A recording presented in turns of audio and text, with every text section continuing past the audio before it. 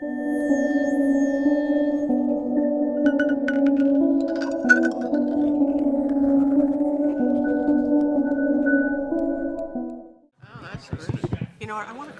evening. I'd like to call the August 20, 2019 meeting of the Mount Vernon Board of Education to order. Please stand for the pledge. You're not loud enough. Should I say it again? I pledge allegiance To the flag of the United States of America and to the republic for which it stands, one nation, under God, indivisible, with liberty and justice for all. Clerk, please call the roll. Trustee Mitchell, Trustee Patterson, Present. Trustee Miller, Here. Trustee Williams, Trustee McOwen, present. Trustee Ning, Trustee Saunders, Trustee White, Present. Trustee Torres. Present. Is present. Okay. I got it. Are there any communications from the public? Good evening. Yes, ma'am. The Mount Vernon Board of Education recognizes the critical importance of community discourse and involvement in the education of Mount Vernon's children, and accordingly, members of the public are invited to speak at each regularly scheduled board meeting, subject to the terms of board policy. Speakers must register in advance by no later than 4 p.m. on the date of the meeting by contacting the district clerk in person at 165 North Columbus Avenue, by phone at 914-665-5235, or via email at rmccormack@mtvernoncsd.org. The board welcomes all respectful comment, whether praise or criticism. However, identifying and criticizing a specific student, parent, teacher, administrator, or other Mount Vernon education official or employee is strictly prohibited. Such complaints must be presented and addressed through the proper administrative channels. Each speaker is allotted 3 minutes to speak, with up to an additional minute to be used for the speaker to summarize and conclude their remarks. If appropriate, board trustees and/or the superintendent of schools may respond to the speaker's comments at the conclusion of public comment. Our first speaker this evening is Norman Hopsman. Mike. Excuse me. I don't know his name. I need the agenda up there. Excuse partially my back. I'm in Yonkers. I'm on the board of directors, Yonkers Police Athletic League. And the reason I'm here today is to commend everybody who's doing better in the preparation of the young people in the schools to become citizens. You're doing a good job. We appreciate it. I have a nutritional component to my life. I'm a president of a corporation named Captain Nutrition, Inc. And I'd like to propose that at the right time, that you utilize that image of Captain Nutrition to promote the higher nutrition that is being promoted in the schools, the better nutrition. I'll send that to you, to Mr. McCormick. Another potential is an image that I created called Bus of Peace, and Bus of Peace. May I give it to you and you could hand it over? Just, no. Okay. I'll send that to you too, and it'd be my pleasure to make a large banner of the Bus of Peace. It shows diverse children in the bus, and it says, "We get better every day." So those are the two things I'll send to you, and I feel it's appropriate to do a minute of silence. Thank you. Well, let's do a minute of silence.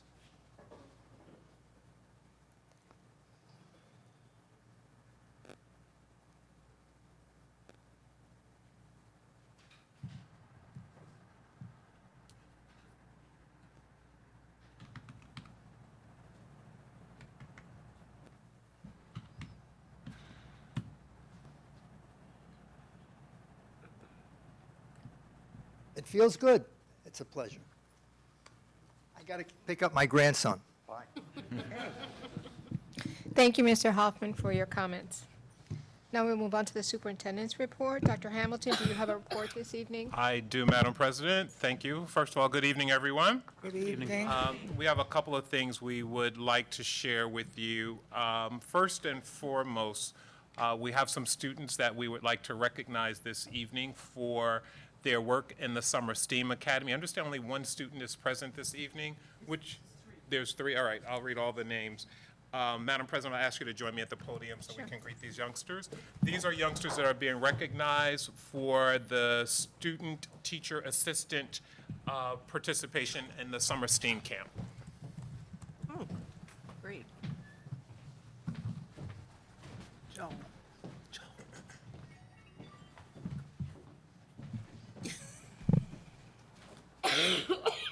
With your trusty camera. All right, the certificate reads, the Mount Vernon City School District Student Service Award. The certificate is presented to the student's name in recognition for service as a student teacher assistant during summer STEAM camp, July 8th through August 1st, 2019, presented this 20th day of August 2019. And our first student is Jesus Barajas.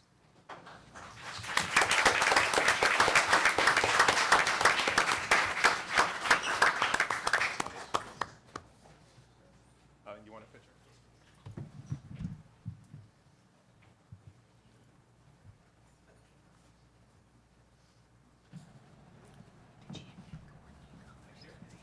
Our next student is Brianna Brown.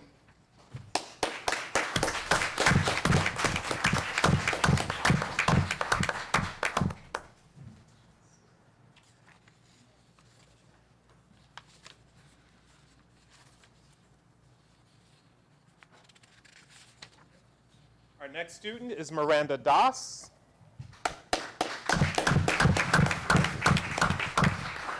Ayana Gomez.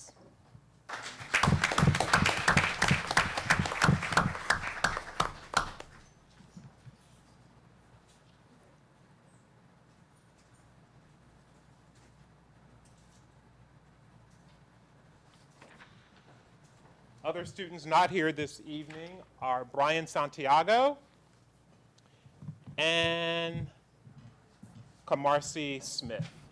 So we'll make sure that these students get these certificates. And thank you so much for your service this summer.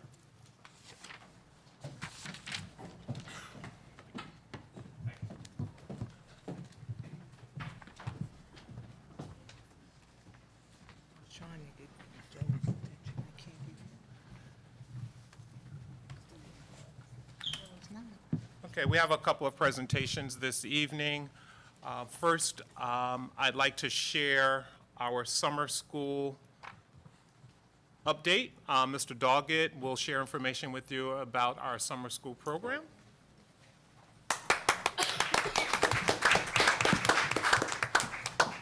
Good evening, everyone. Good evening. Board trustees, superintendent, and members of the Mount Vernon City School District and community. I'm going to do a brief overview of our summer enrichment programs, about the summer programs we had offered this summer. So if you could pay attention to the screen. The presentation is very brief. The purpose of the summer school programs were to provide kindergarten through sixth grade students with academic support and enrichment during the summer in order to prevent substantial regression. Thank you. Students receive standard-based instructions in reading comprehension, writing, and math for 4 weeks. In addition to that, students receive academic support from STEAM and character education provided by Just Inspire and a host of recreational activities.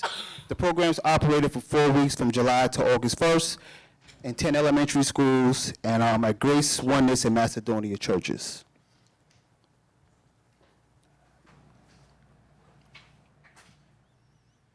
Okay, so what I want to present right now is just an overview of the summer program curriculum. I'm not going to go through everything in detail, but as you can see, there's outlined for ELA curriculum, the skills and the concepts. So I'm going to go look at students going to grade second. They utilize the Scholastic Summer Camp Lit Camp materials and learning literacy. They were engaged in reading and writing and character educations for ELA. This occurred from 9 to 12 o'clock, Monday through Thursday. And for math, they use Envisions and teacher-created materials and already lessons. And as you can see, they worked on the power standards for the next grade. Now, as you look at the program curriculum, this was a guide. It was mostly followed, but it also gave administrators and teachers the flexibility. So, for example, in my program, my students going to fourth grade were supposed to work on numbers and fractions throughout the summer program, but looking at the data, our students did master specific skills in third grade. So while moving on to fourth grade material, we kept them for the third grade content so they could master it in preparation for the next grade. So administrators and teachers had that flexibility. Materials were also shared with the 3 off-site locations to promote consistency in instruction.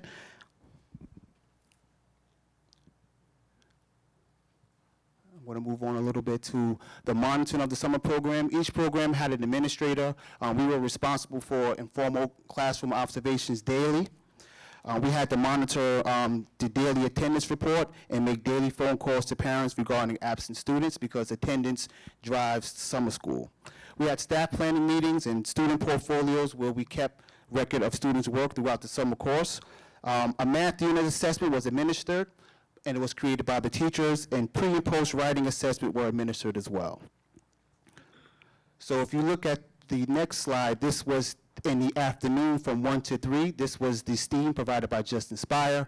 We had a host of new teachers that were hired by Just Inspire come in to provide enrichment to students in grades 3, 4, 5, and 6.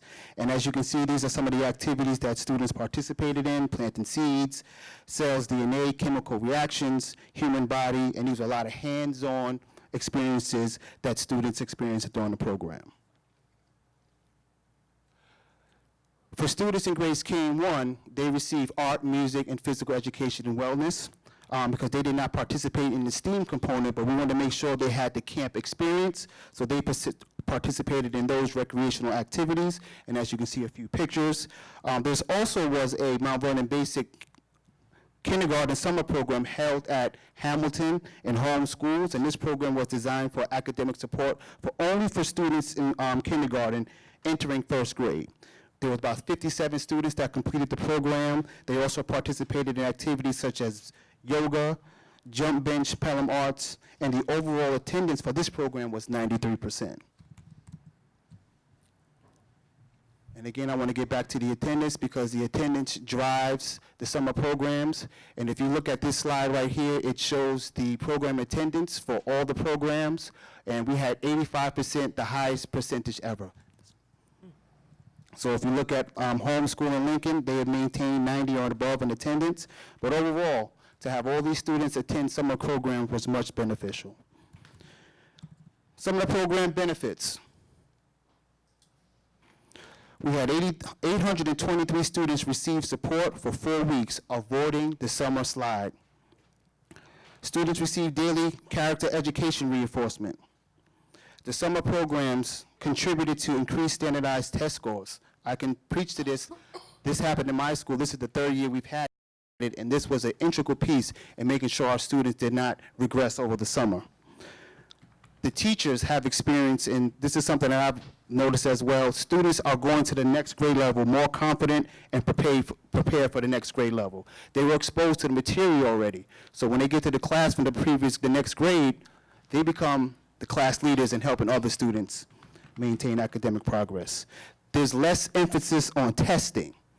As you know, throughout the school year, we have iReady, DIBELS, interim common assessment, quizzes. We only focus on a pre and post for writing, and we only focus on one math assessment. Program recommendations. I'm going to move out of order a little bit. It would be great if this program, the summer programs, could be board approved in January or February. This is very important because our parents make prior commitments that they cannot break once they find out we have a summer program.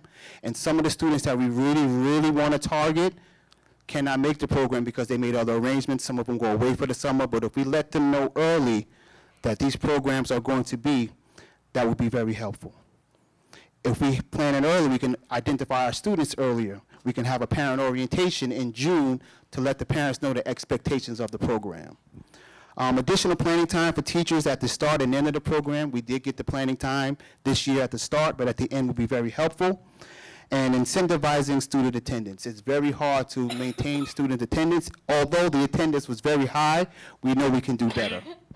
But overall, keep these programs going. They were very beneficial. I want to thank board trustees, Dr. Kenneth Hamilton, the Office of School Improvement, building principals, Dr. Jag Nandon, Just Inspire, the teaching, food, and security staff. Thank you, Mr. Doggett, appreciate it. You're welcome. Well done. I have one more slight deviation from the agenda. Can you come on up? Does anybody know what day August 5th, 2014 was? Does anybody know, Superintendent? Do you remember that day? August 5th. That's when you came. That was the day Dr. Hamilton was appointed superintendent of schools in the Mount Vernon City School District. Let's give him a round of applause. On that day, the district has changed for the better. Dr. Hamilton, you were charged with moving the instructional agenda forward for the Mount Vernon City Community School District. You inherited 10 focus and priority schools at the time. You came in with a clear vision for Mount Vernon, also known as the 2020 vision.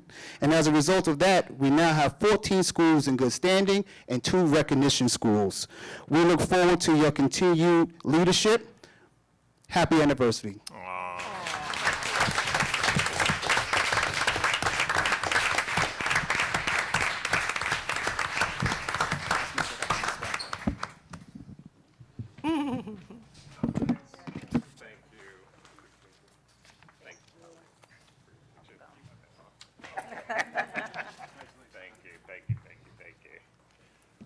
Well, you know, I love surprises, and this place never ceases to amaze me. So thank you very much.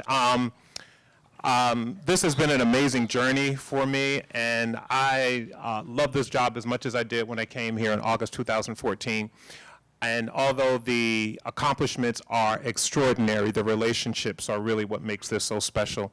And the fact that the principals would think enough to remember that day and honor and recognize it is a testament to what those relationships are like. I'm a firm believer that when people know that you have their back, they will do anything for you. And part of the progress that we've made in this district really is about building relationships, using sound educational research to guide our work, and putting the time and effort into making those relationships work. So thank you very much. I appreciate you, and I shine because you keep me polished. So thank you.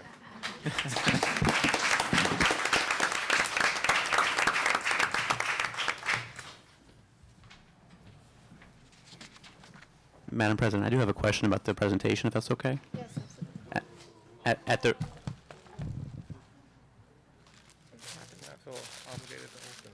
At the risk of further polishing, I'm very much in agreement with Principal Doggett's point about earlier approval for these programs, and sometimes we don't hear about them until not even the beginning of the summer, but sometimes now we're still approving things that already happened.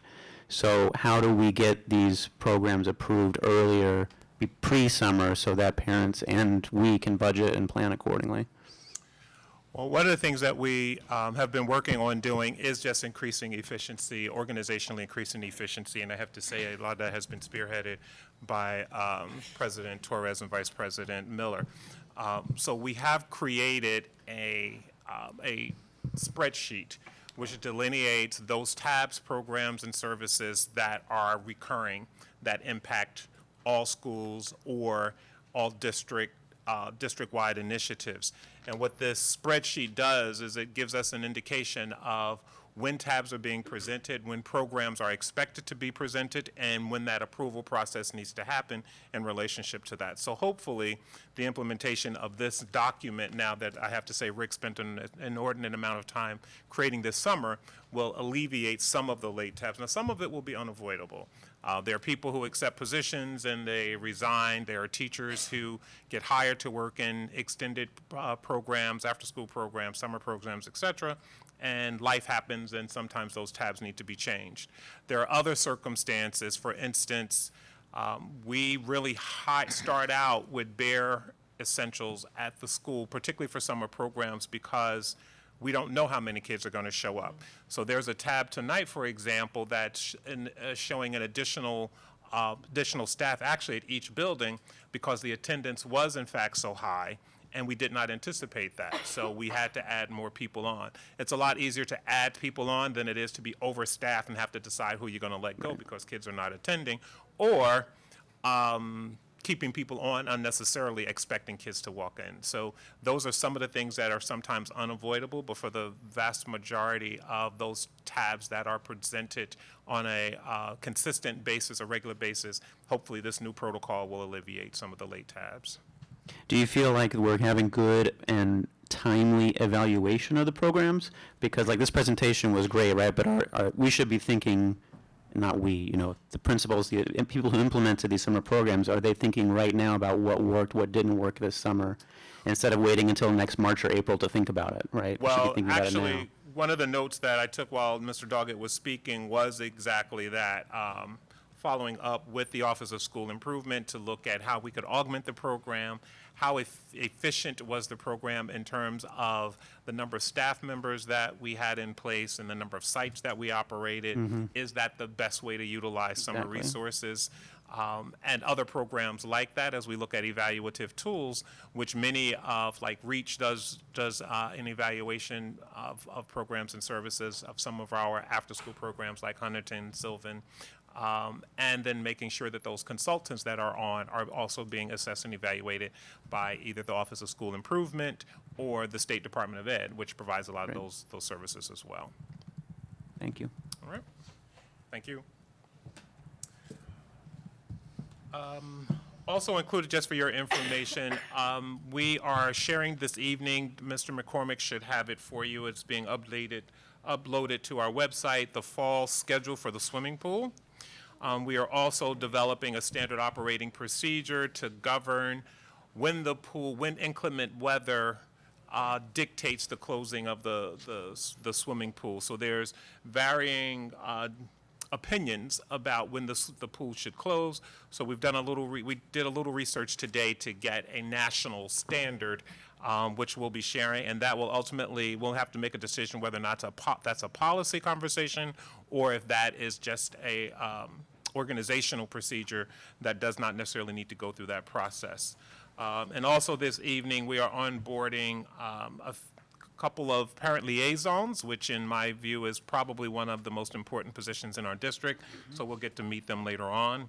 And I will also be sharing with you an enrollment update, which shows the work of Dr. Smith and her staff, and looking very specifically at the number of new students in our district or students who re-registered versus the number of students who exited our district for whatever reason, charter schools, they moved, relocated, et cetera. So we'll have that information for you as well. And we will also be planning for the second meeting in September, a technology plan status report, just so that you can see what work has been done since the technology plan was shared with the board, and what work is still remaining, and how the smart bond money has been allocated and utilized related to that. Moving on with my report this evening, at this time we are going to do a presentation on the Sundown and Capstone programs. Dr. BC and Dr. Gorman will be presenting Sundown to summarize for you what that program looks like. We are ready to press go with your approval, and then that will be followed up by a brief summary of our Capstone program, which we've been talking about for a year and a half now. So Dr. Gorman, Dr. BC.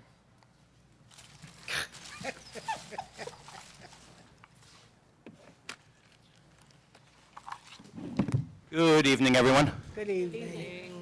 All right, so in our continued efforts to improve conditions of learning for children, the Office of School Improvement and my office, in conjunction with looking at some alternatives for our students that are not currently being successful in our school, in a traditional school setting, meaning one teacher on 30 kids, in that traditional mode. So we're looking at some different alternatives. We're also looking at the kids that were left over from Mandela last year as we move the site. And so we've come up with a pretty comprehensive Sundown program. I know it was sent to the board over the weekend to look, and I'll just run through it, and Dr. BC will fill in any pieces as well. We've both been very active in our work with ranging from scheduling to intake to really trying to cover every piece of it. So when we open up, the kids will have a chance to be successful, where in times in the past they weren't necessarily on that path.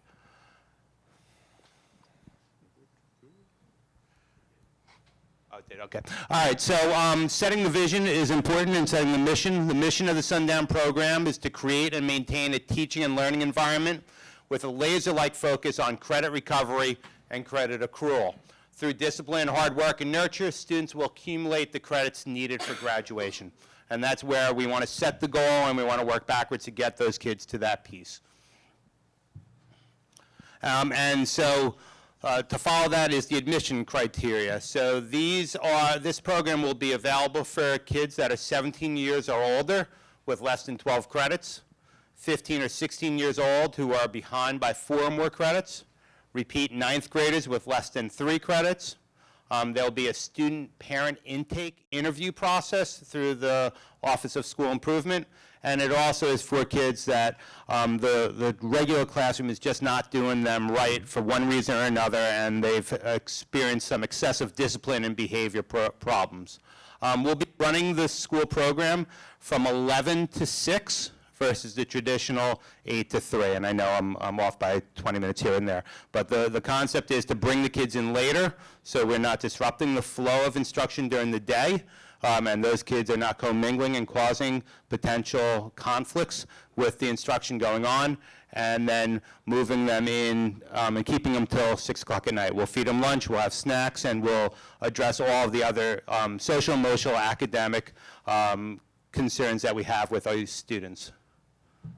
So the overview is a program designed to provide students who have demonstrated difficulty, which I told you, in a traditional setting, with an opportunity to get the missing credits and get back on track. We want to get kids graduated and college and career ready, career and college ready, but we want to get them ready, and there are some kids that we found that are just not hitting that piece. One of the special pieces is that we're really going to try to explore a true blended learning environment. You've heard the words Play-Doh, and I'm sure you're all familiar with Rosetta Stone as well. Students will be using both these platforms in a blended environment. So a blended environment is when students learn both in a traditional environment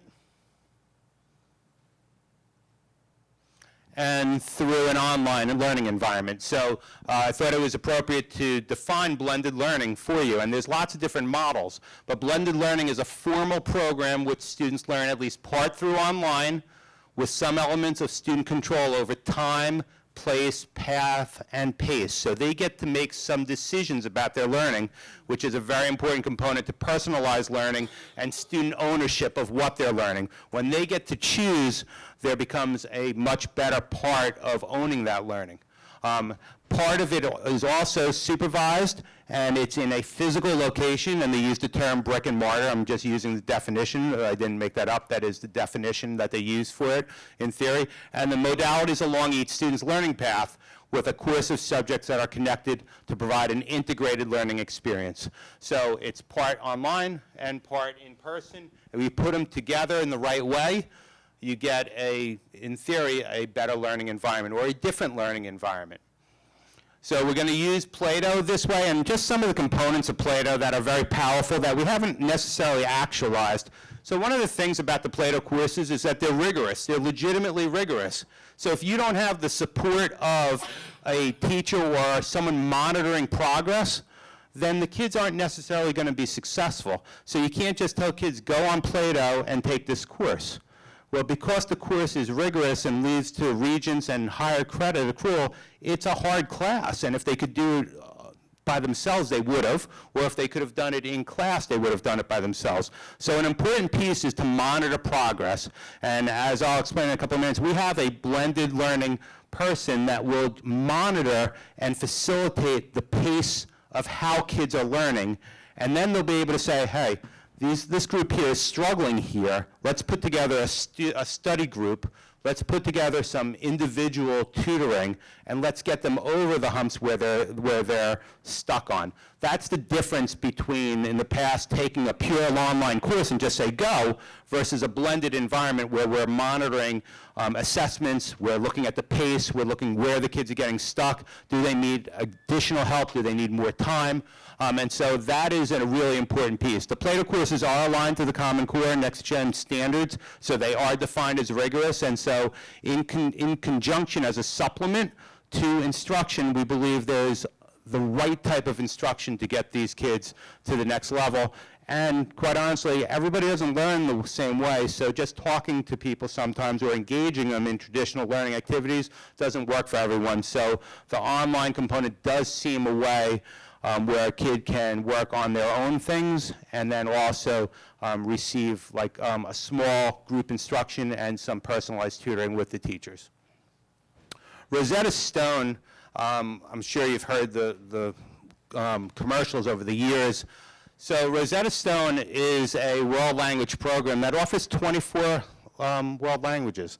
And as you know, this district only offers Spanish, and it's for a number of reasons of lack of resources and funding, but we know that we have a transient population, and we know the needs of kids. So we decided to pilot Rosetta Stone with the Sundown program to see, will this be an effective way to integrate not only Spanish, but other languages for the potential of the district in the future? So the first thing that came to mind when we were talking about this was the IB program, which is an international baccalaureate program, which is with a strong focus on world languages.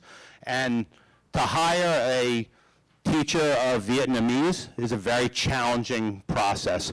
And so we are hopeful that through this pilot that we will see success with the Rosetta Stone program. And kids will, if you've ever taken a Rosetta Stone course, it interacts with you, and it doesn't let you go on until you get the right language component or the right learning piece. What's that? I am also sampling it, so we'll Absolutely. have the adult version as well. Yeah, so I knew that was the easy sell for Dr. Hamilton. First question, I could have written it. It was, where's my test when I want to learn Spanish? So I said, here it is. Here's your username and password. Let's give this a shot. So we are excited about that piece. It was very, we thought, very reasonably priced, and we'd like to really introduce this type of blended learning experience to our schools. I was talking to Joe in technology before, and we said, well, why haven't we gone here before? And it could be a lot of different reasons. It could be the readiness level, it could be the implementation, it could be the action plan, it could be the curriculum framework, it could be a number of different things. It could be the buy-in. One of the things that I do want to make sure that everybody in this room knows is that Rosetta Stone will never replace a teacher. All right, so put that away. That's a myth. It does not happen. The teacher is there, a certified teacher of language will be there. They'll be working with the kids for cultural components, for assessments, designing a curriculum path. Their curriculum maps are very, very comprehensive, and so we'll share that at education meetings as we go through the year as well. All right, so the program, back to the program overview. Full participation and compliance with all of our district standard operating procedures. And our hope is that our kids either graduate or are readmitted into the high school curriculum, the traditional high school curriculum. So that's why this is going to be very focused on the individual needs of the kids that are in that program. The program will provide small class sizes, flexible schedules, and different instructional methods, which we've started to outline for you. There'll be a cultural piece and a social-emotional component, and we're using social workers, parent liaisons, a smaller adult-student ratio, and we're hoping to meet those kids in a personalized way to help them be successful. Also, it will be housed at Mount Vernon High School, and that is a designated GED site, so students that want to pursue that path or are eligible to pursue that path can actually do so with success. Program hours, Like I mentioned before, we're going to go to 11 to 6. The physical location, we did a walkthrough with the high school principal and Dr. BC and myself and Mr. Grant, who we'll introduce in a little while, and Michael from facilities, and we said, where can we not be intrusive but work something out in that building where we could engage these kids. So in the back of the drama room at the high school, that's like a parking lot entrance, that room is being cut in half and an administrative office is being built upstairs. Kids will enter through that path, so they will not be interfering with the flow of school during the day. They'll also be given a specially designed badge, so they'll have to be identified that way. Our concept is that we're not going to really move the kids, we're going to move the teachers, and so we're going to use that room and 138 and 140. One of them will be a computer lab, which matches the online component, and then there'll be other 3 classrooms, and there'll be computer access in those classrooms as well.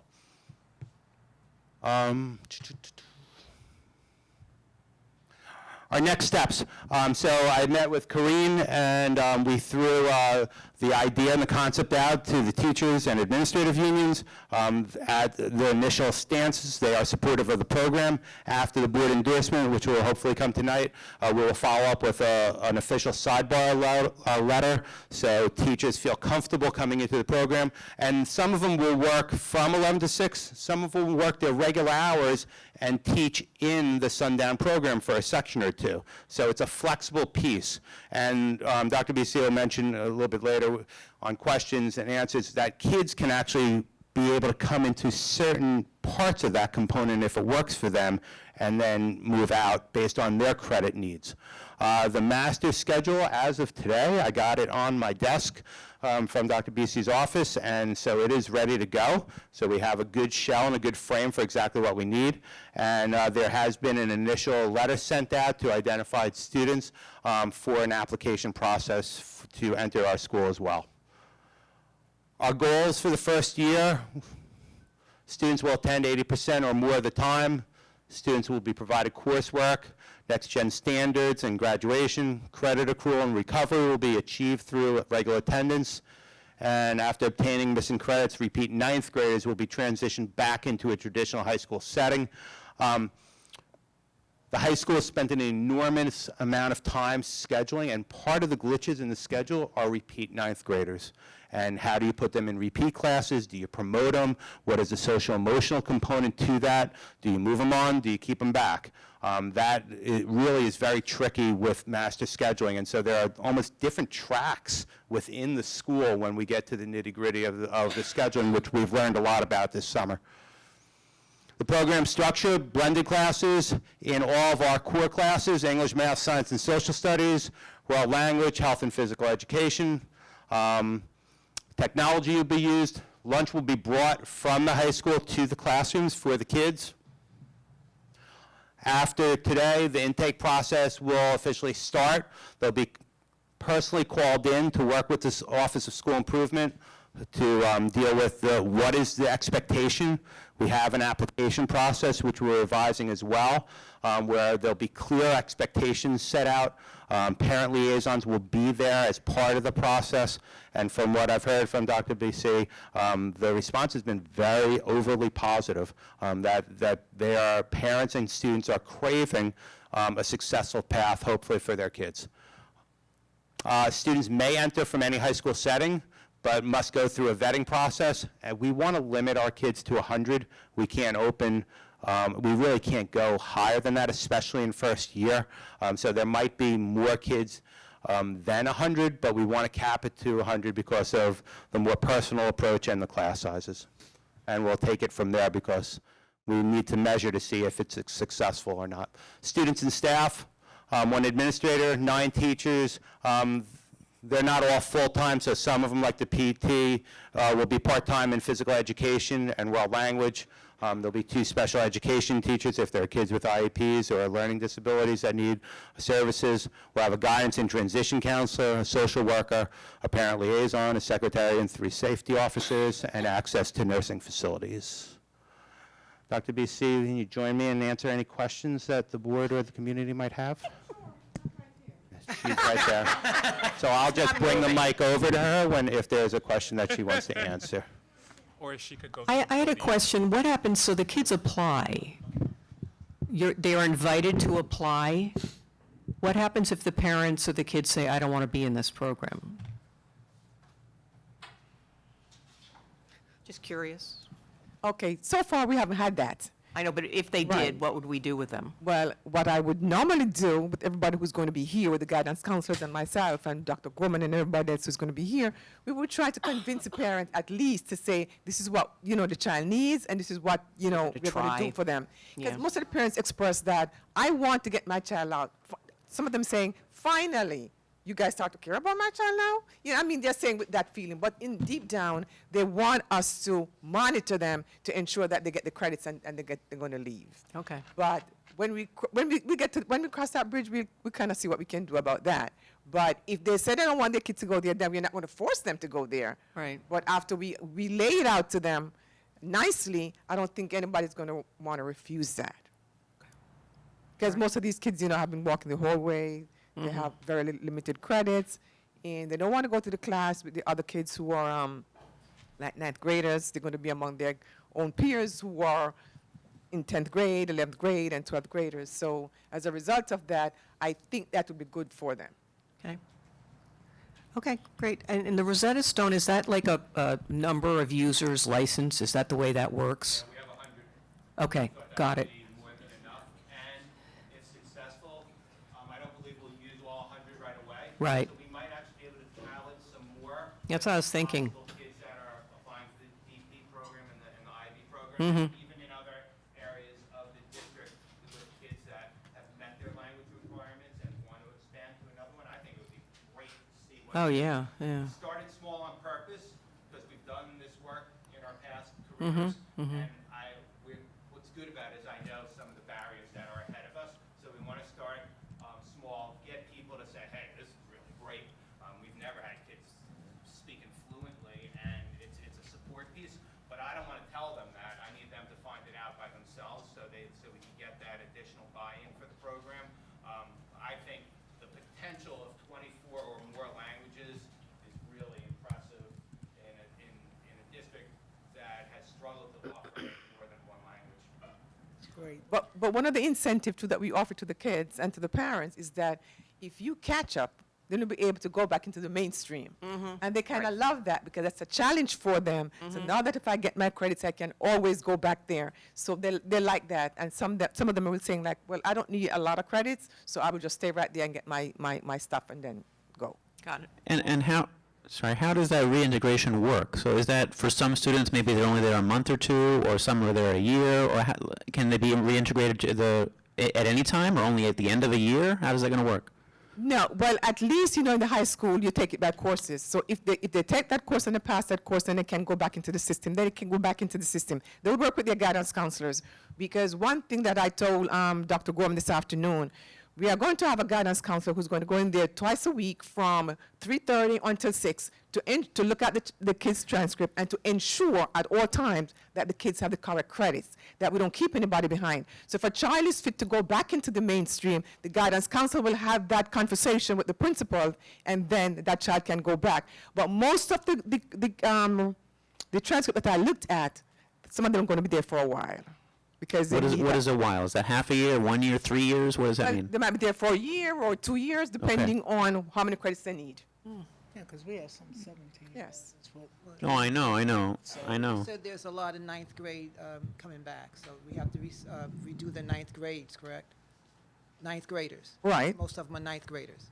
Well, I wouldn't say most of them are 9th graders. We're talking about 10th graders and 11th graders who really need to get out, because most of the 9th graders are having like double periods where the courses that they need, they can do that during the regular business school day. But these are like kids who are seniors and 11th graders who really need these credits to get out so that they can stay with their cohort and meet the graduation rate. So these are the kids that we are focusing on, because these are the kids who definitely the school is going to get cited for if we don't do something with them and get them out as fast as we can. Can I ask logistically, is this one classroom? Is this multiple classrooms? I mean, It's 4 classrooms. 4 classrooms. And is it So repeat ninth graders are in the same classroom with 17, 18, 19, 20-year-olds? I don't have any ninth graders on my schedule who needs that. It's going to be 10th graders. The ninth graders are going to Okay. be 10th graders. So they're already in the system. But all ninth graders who are going in as ninth graders have a schedule and have all the courses that they needed. So you don't have any ninth graders really going into that program. I think it's going to be more driven by courses, but one of the nice things about a blended environment is that it's not, it's multi-graded by design, so kids can go and they can work on English 1 or a different English course 2. if they need to, and not be locked into the one course. But we did believe that it's more, that the social emotional and the personalization outweighed the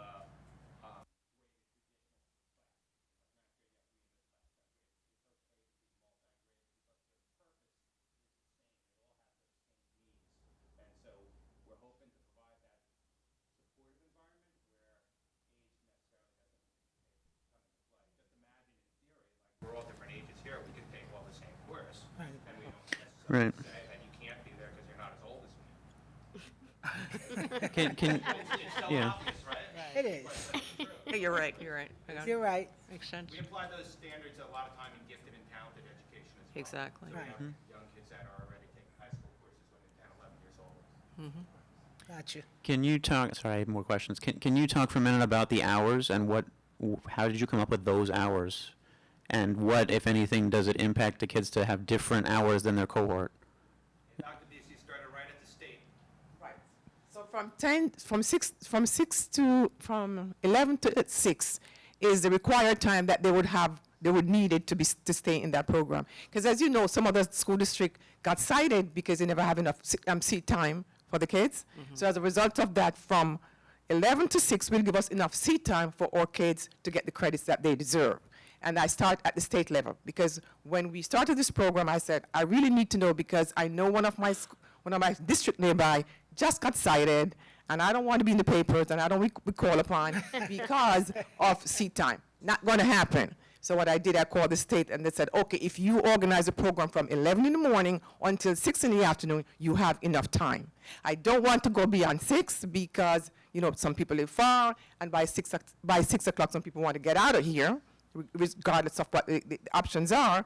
So as a result of that, 6 o'clock is a good time for them to end. We also realized that a lot of our kids don't come to school on time. And Right. especially the ones that are not successful, because it's a walking and a commuting district.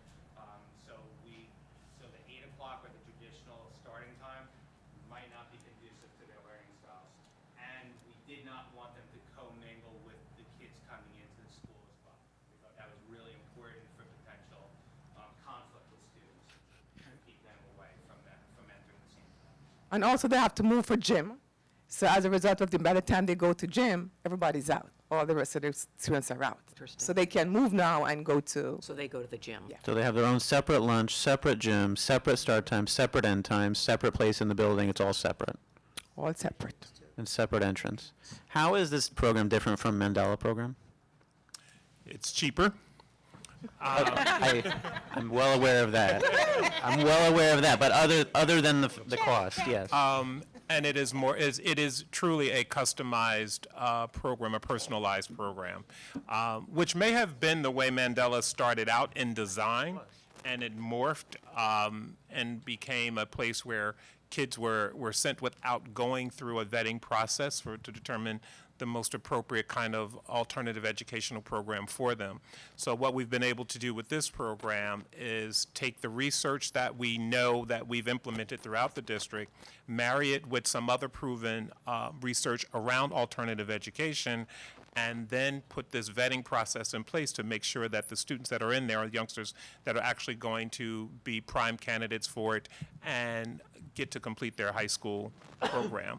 So the philosophy behind the program is different than Mandela, for one, and we have central office administration over that program. Although it has a site administrator on staff, having district level or central office oversight on the program, make sure that we have a mechanism in place to ensure that we're complying with state requirements, particularly around the seat hours, and monitoring students' readiness to complete their high school experience on time or with the appropriate number of credits. No, I appreciate that very much, and I think, I mean, we are a large school district. We will always have a sizable population of students who are not, you know, not making it in the traditional setting, and we will always need programs like this. But I think that your words are very important. That the philosophy behind it, I think that some of the problems that we ran into with the Mandela program, where it became viewed as a one-way ticket, right? Exactly. And we shouldn't have any. There's no one-way tickets to success, to you know, to something less than their full potential. So I agree that with the design and with the goal, that's why I'm asking about, you know, how are they getting reintegrated? That's always, because the goal should never be that they stay here for, you know, forever. Exactly. How is the reintegration is the key part. And they get choices too. Right. Because we registered Mount Vernon High School as a site for GED program. So they can choose to do their GED if they want to. So they have options as well. And my last is more of a comment than a question. I love Rosetta Stone. I did Rosetta Stone myself. It's a fantastic program. I'm a little unconvinced of how useful this will be as a pilot program when you choose a population that has, you know, a cohort that has this kind of specific high need and lots of other priorities in their lives, other than learning a foreign language, perhaps. I don't know if this is the best pilot program for Rosetta Stone. Rosetta Stone is a fantastic program, and we should implement it absolutely in IB program and elsewhere. I don't know how well it's going to succeed in this setting. I don't know. So my main Can you use the mic, please? thought process as we were Mike, Jeff? Give him the mic. Our main thought process was when we were meeting with the Rosetta Stone reps and when we were designing this is I just kept on going back to the traditional Spanish teacher conjugating verbs and the challenges that happen in that type of classroom setting. And if nothing else, it's so much more engaging. And the kids talk and interact, like you know, with software, and they could be alone and they can interact. And they can interact outside of school or in school, even if they don't. So we thought that we would try a different way to do that and see what the success is. And like I said, I don't think we'll need 100 site licenses, so we could definitely explore other languages as electives for kids, not necessarily per se a requirement for Spanish, but as electives to take Mandarin, for example, for some of our kids that are at different levels and have met their language requirements. So we can start there with a small population and then expand it as well. The purpose of really doing it, though, was to engage the kids at a different level and to also start in a small population where we could sort of monitor, oversee it, bring in the reps, do the professional development, hold the people that are administrating it accountable for doing it authentically the way it is. If I started in a whole school, that may have been a little challenging, so we wanted to keep the small population. So we'll see. I don't have a guarantee, but we'll see. I understand. I question how much you can extrapolate that data, whether it's extremely successful or not successful. I don't know. But Rosetta Stone's awesome, and I'm all for it, and I'm all for starting it much earlier than when you're 17, 18, 19 years old. Because by that time, the development centers in your brain are kind of atrophied already. It's much You're telling more me effective. It's a waste for me, huh? I hate to break it to you. I've tried to learn German 3 times in my life, and each time it gets a lot harder. Brain's most conducive to learning language 2, 3, 4, 5 years old. Yeah, exactly. What is interesting about Rosetta Stone, though, is that Rosetta Stone can be used as a part of a lab. When you teach That's foreign right. language, you need a lab component, or else I guess kids are going to be easily well distracted by something else. And being a foreign language teacher for many years, I know that a lab piece is a big component. And with Rosetta Stone, that will kind of provide that lab piece for the kids who are in the Yeah, and also, and Rosetta Stone is by definition a blended program, so it fits really well with what you're trying to do. I get it. I just have one question about transportation. Do we know if the Beeline bus still runs after 6?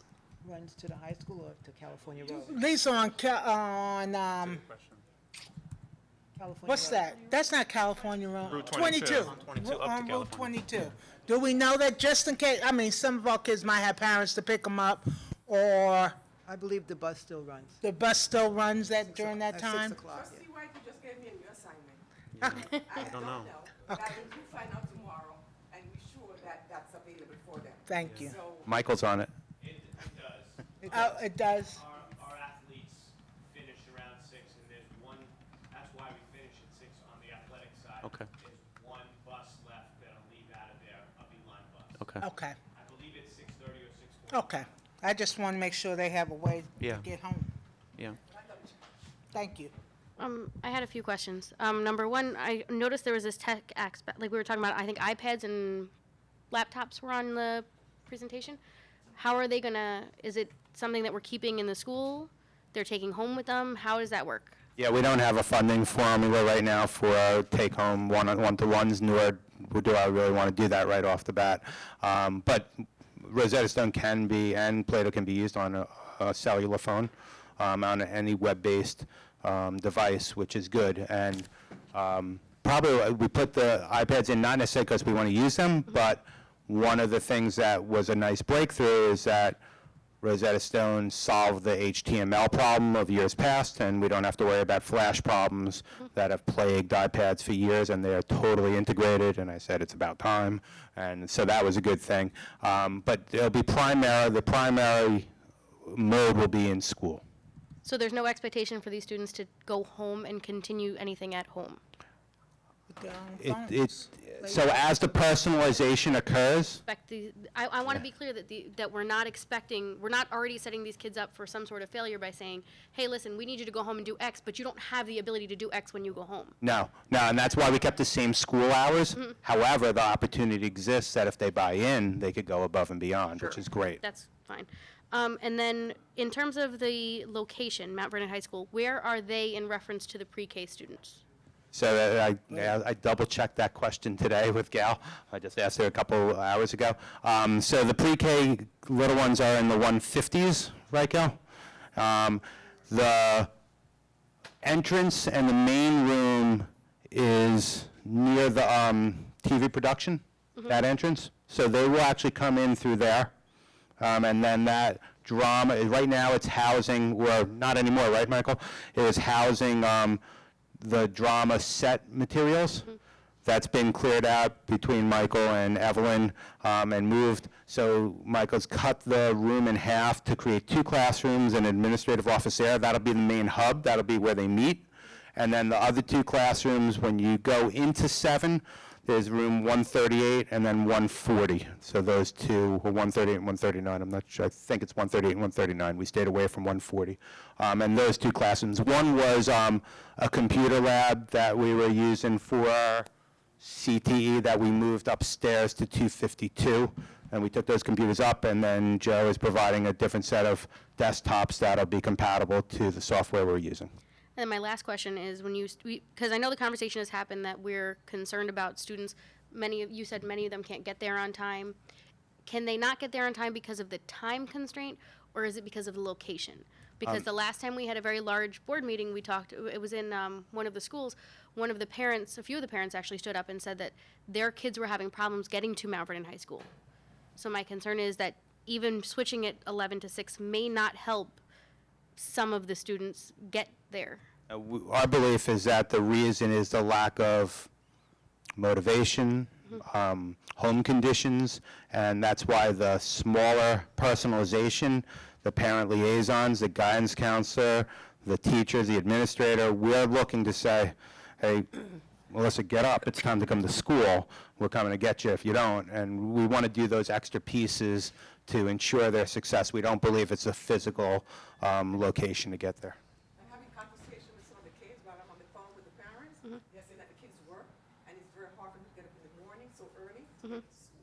So some of them is having that issue, the working week. Okay, great. But won't ending at 6 o'clock, I mean, jeopardize that? Are there any kids who are trying to work jobs in the evenings and now can't because they'll be in this program? I don't know that answer for sure. I'm not going to tell you when I meet with everybody, but those who I've spoken to, no, it's not going to be a problem.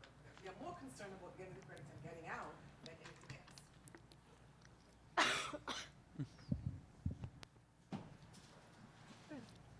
That's it? Okay.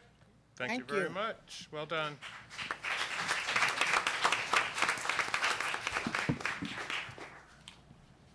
And now for capstone. The Capstone program is a program that we started investigating a little over a year ago, which came from work that Judge Armstrong, I was trying to think of his first name, can't think of his first name. Adrian, thank you. Adrian Armstrong received a grant to explore restorative justice. And one of the things that he was looking at very specifically is the number of students who were coming before his bench who were out on suspension and not getting the proper services. Then we were hearing from some of our homebound instructors that there were, and can you load up that for me, please? We were getting feedback from our homebound instructors that they would often show up at the homes and students or parents weren't there, and of course teachers didn't want to be alone with kids without some kind of adult on site, or they would come up with an alternative site like the public library and kids wouldn't show up. So what ended up happening is in some instances, teachers would be there waiting, so we were paying for teachers for kids that they did not service, but to no fault of their own, and then we were finding that there were students not getting the hours that they needed and they were falling further behind. So the Capstone program was designed to be an alternative to that homebound instruction. Not every youngster will be a candidate for Capstone. Youngsters who are out for medical reasons, for example, will still need a homebound instructor. Youngsters whose conflict is so egregious that their combatant may be also in the Capstone program will either make a determination as to which student will be in the program or neither student may be in that program, in which event we will still need a homebound instructor. So loaded on your screen tonight is the overview of the Capstone program. You can just advance that. This, again, comes from research from the Center for Juvenile Justice Reform. And advance to the next slide, please. The summary, actually, I'm going to pull this up on my computer so I'm not turning my head around.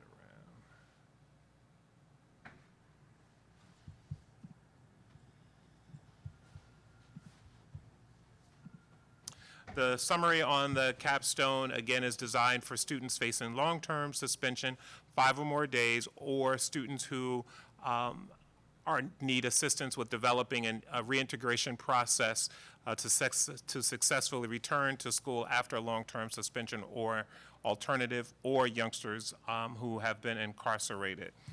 The strategies include systems that work together with restorative justice and partners like My Brother's Keeper, community service partners, and various agencies along with the school system. And the program aims to improve the alternatives to long-term suspension through an educational program. Also, because the program is a full-day program, we exceed the minimum number of hours that we are required to provide students. So this actually better serves the need of the student because it is a full-day program instead of the 1 or 2 hours that students traditionally receive through homebound instruction. There will also be a required reintegration program system that students will have to go through once they complete whatever time they are assigned to Capstone before they return to school.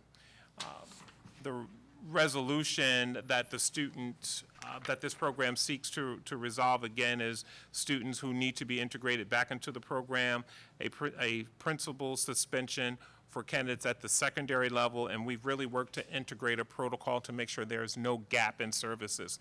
So as soon as a principal determines that a youngster is suspended, needs to be suspended, that triggers a request for Capstone, and that gap that we experience right now will be eliminated. The gap exists today because this principal may identify a student as being suspended, and then we have to find a homebound instructor. You could lose 2 to 3 days in that situation rather than having the teacher in place immediately.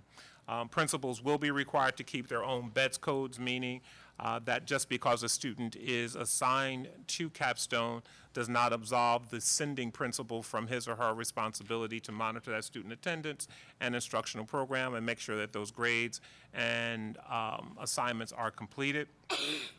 And students who are in the program for more than 10 days will have a PE component added to their schedule.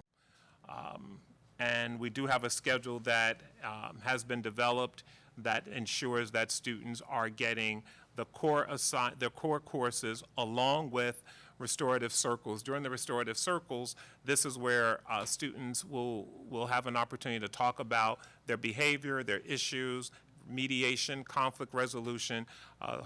They will acquire skills in these restorative circles that will take them back to school and give them a different set of tools in their toolkit to resolving conflict or dealing with situations that ultimately led to their suspensions to begin with. This program will be housed at the STEAM Academy. As you know, part of the challenge that we've had with finding space has been, one, price, and two, state approval, because some of these alternative sites are not up to code. And we've identified space at the former A.B. Davis building, currently the STEAM Academy. That is already, there is no additional cost, obviously, because that building is already in daily operation. And the staffing that will be assigned to this building will be determined by the number of students that are assigned to the program on a daily basis. Again, this is information that you've seen a few times now, but we are finally ready to go through full implementation and roll out effective September 1st, or the first part of September. Can you just clarify a little bit more about how it's going to be staffed? And is this for any student at any school in any grade? No, it is for secondary students, because Okay. all the teachers that are assigned there are secondary teachers in terms of their certification. So the other youngsters, and which is not as plentiful as the high school anyway in terms of the students that are placed on suspension, but a secondary student for the purpose of this program is defined as 7 through 12. And those are youngsters who have departmentalized schedules. Their schedule begins, it varies, but ultimately science, social studies, math, and English. Some students, for example, have alternatives in their schedule where they may start their day with science as opposed to PE, or depending on how they fit into this structure and how teachers are assigned. There are 4 content area teachers assigned to the program, and they are, of course, ELA, math, science, and social studies. And then the restorative circles will be provided by a homeroom teacher and or a counselor whose part-time schedule is assigned to Capstone. So the counselor there is a shared position. There's not a full-time position there.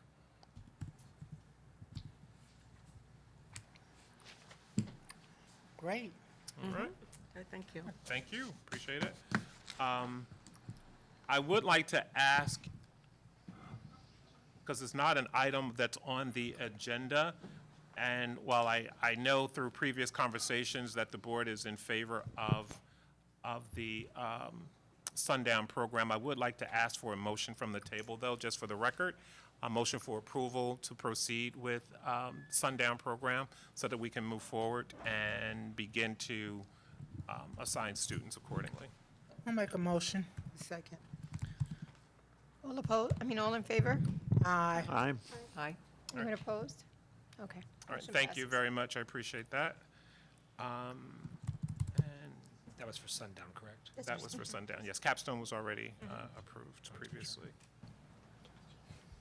And before I conclude my report, I'm going to ask for a summary on our change orders now. I'm going to ask Mr. Policio and Mr. Baviello to give a summary to the board on the change orders that are being presented this evening. And if you can also give us a snapshot of the change orders as it relates to the work going on at the STEAM Academy and the Mandela site. Oh, excuse me. I'm so sorry.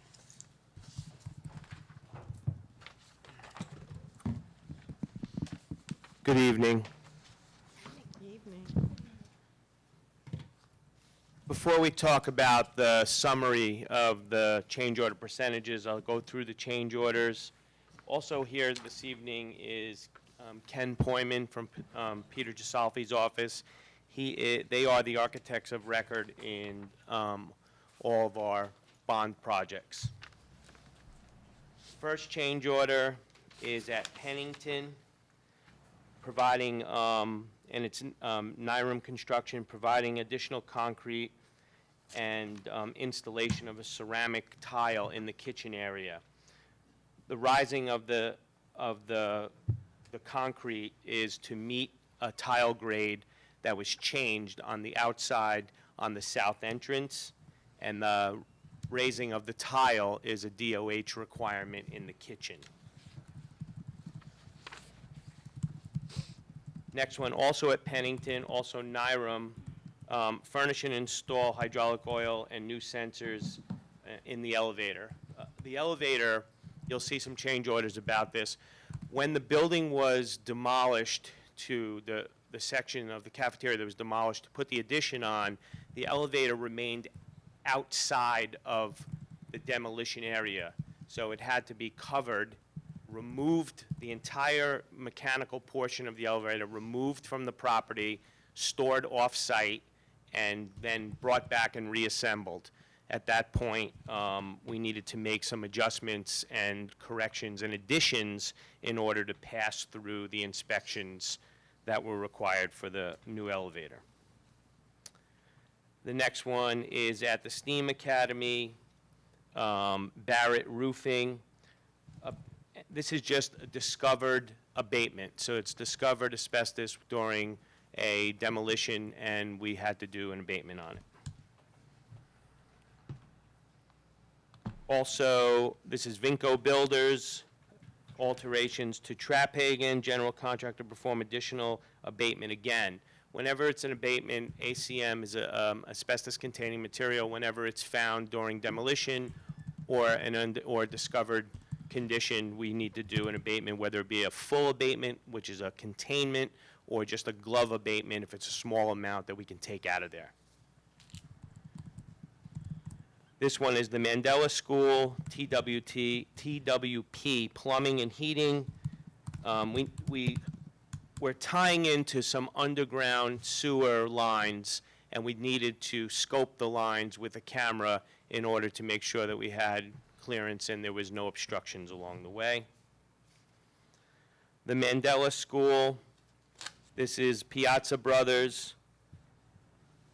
This is in order to, this is another abatement issue, and we had two choices. We can do an abatement, which would be in the upper area of around $60,000, or we can do this alternate remedy for it, which is $33,000. So this is a little unconventional than what we typically do, but it saved the district a lot of money with the same result.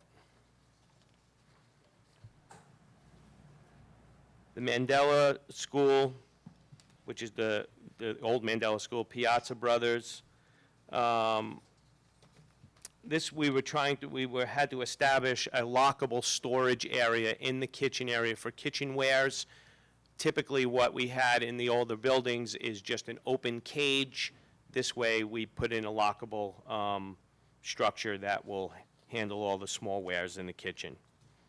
The Mandela School, Piazza Brothers. I'm going to ask Ken to talk about this one.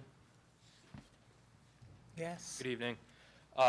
This is related to additional wall furring to accommodate new plumbing work.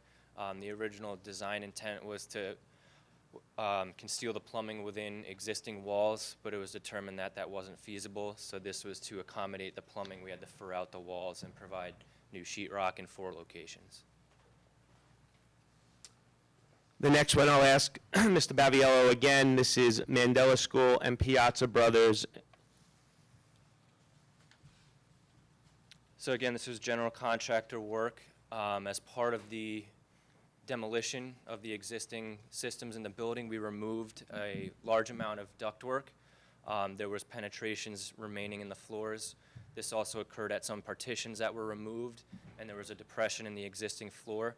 So this change order was to provide new structural support floor joists and the new subflooring at these locations, and I believe there was 11 locations throughout the building encompassing this work.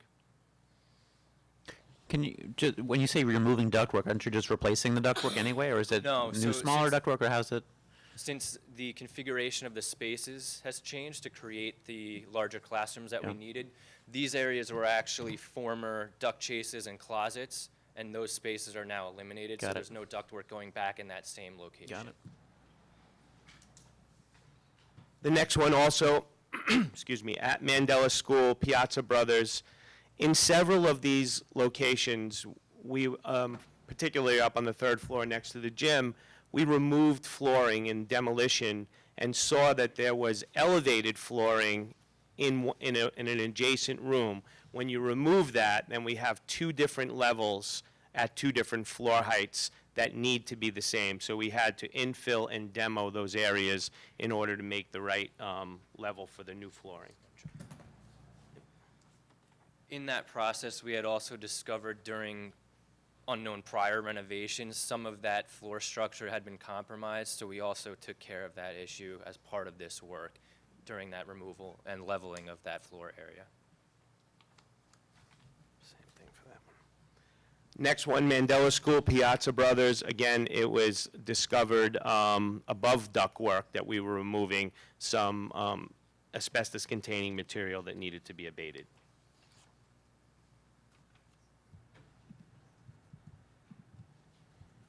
So on the parapet wall, this was the main thing that we encountered at the Mandela School. The parapet wall up on the roof, when we did the demo of the first quart of brick, the steel that below it, behind it, and the wood behind it, in certain sections was rotted and needed to be replaced. We did borings and we did test holes, but the ones that we did not show this type of deterioration. And when we opened up large sections, we began to see it.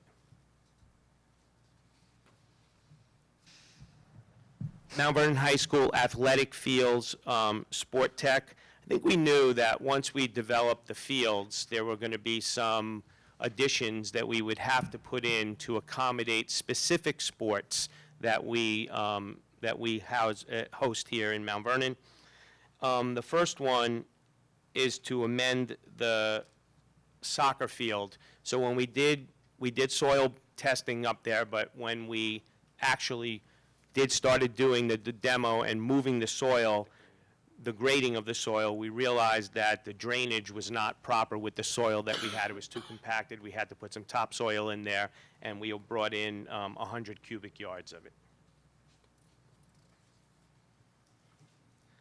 Mount Vernon High School Sport Tech, we replaced the goalposts. We had, they were damaged. At the beginning, we weren't sure if we were going to replace them. We got official NCAA and Federation approved goalposts. They're single-use goalposts. We had a dual-purpose goalpost that had soccer and football in there, but their soccer is no longer being played on that field, so it's a single, as you see in the NFL and in college, the professional goalposts. Sport Tech, Mount Vernon High School, concrete work to install safety nettings and posts. When we reoriented the baseball field, there's one condition that was unforeseen. The cross-county parkway is there. Foul balls off the left-handed batter have potential now to go onto the cross-county parkway. So, so we're not in the paper for that, as well as everything else. We decided that we were going to put up a very large net. And so we have a netting, so we had to put concrete posts in there, put the netting up. It will be dropped at the end of the season and reconstructed each year. It's almost like if you go to a golf driving range, it's those big nets that stop the golf balls from going into people's properties.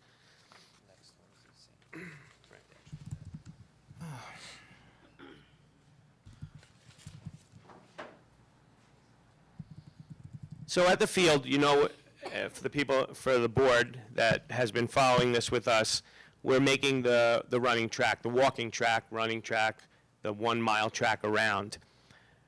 That's a 6 foot wide area, and we could get emergency vehicles up to the upper tier.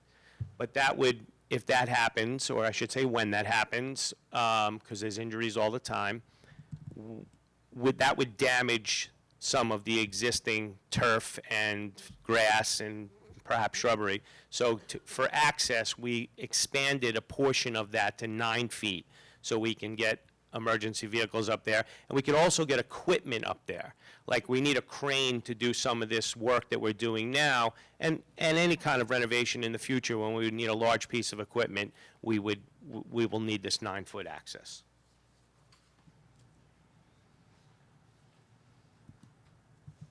The B&G garage, which is also situated in the back on the fields, is now being turned over to athletics. So we had to do some construction in the front of it, so it's not geared for B&G anymore. It's more in tune now for athletic equipment that needs to be moved in and out, so we had to do some grading in the front with concrete.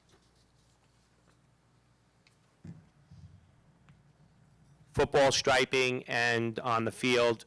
So every year we do this, but we put it into this project. We do it traditionally through the budget, but this year we did it through the bond. It's only the first striping of the year, and then we follow along. So we get professionally striped at the beginning of every season, and then we follow along to do each week. This is Pennington Talt Electric.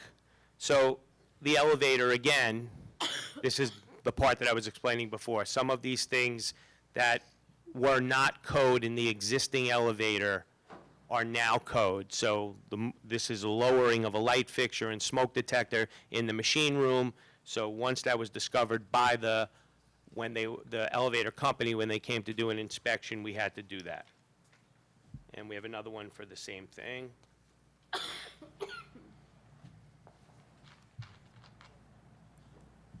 Again, in the old elevator, the emergency calling stuff was out of code. We needed to bring it into code with new types of fiber for access to emergency EMS. And then you do the last one, Ken. The last one's also for Talt Electric at Pennington Elementary School. With regards to wiring for one of our mechanical units, the original design documents called for a certain voltage for the mechanical units, but the spec on the units changed. But the electrical contractor had already provided wiring based on the original voltage, so that work had to be redone to accommodate the voltage change of the equipment.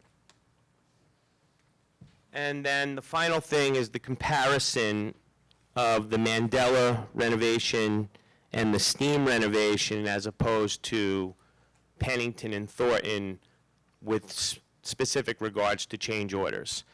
As we know, the change order issue that we encountered with the contractor at Thornton and Pennington, and we kind of felt that we would have none of this, not no change orders. Change orders will always exist, but it really shows that the bad stuff behind the change orders can surely be directed and as a result of the relationship with the contractors.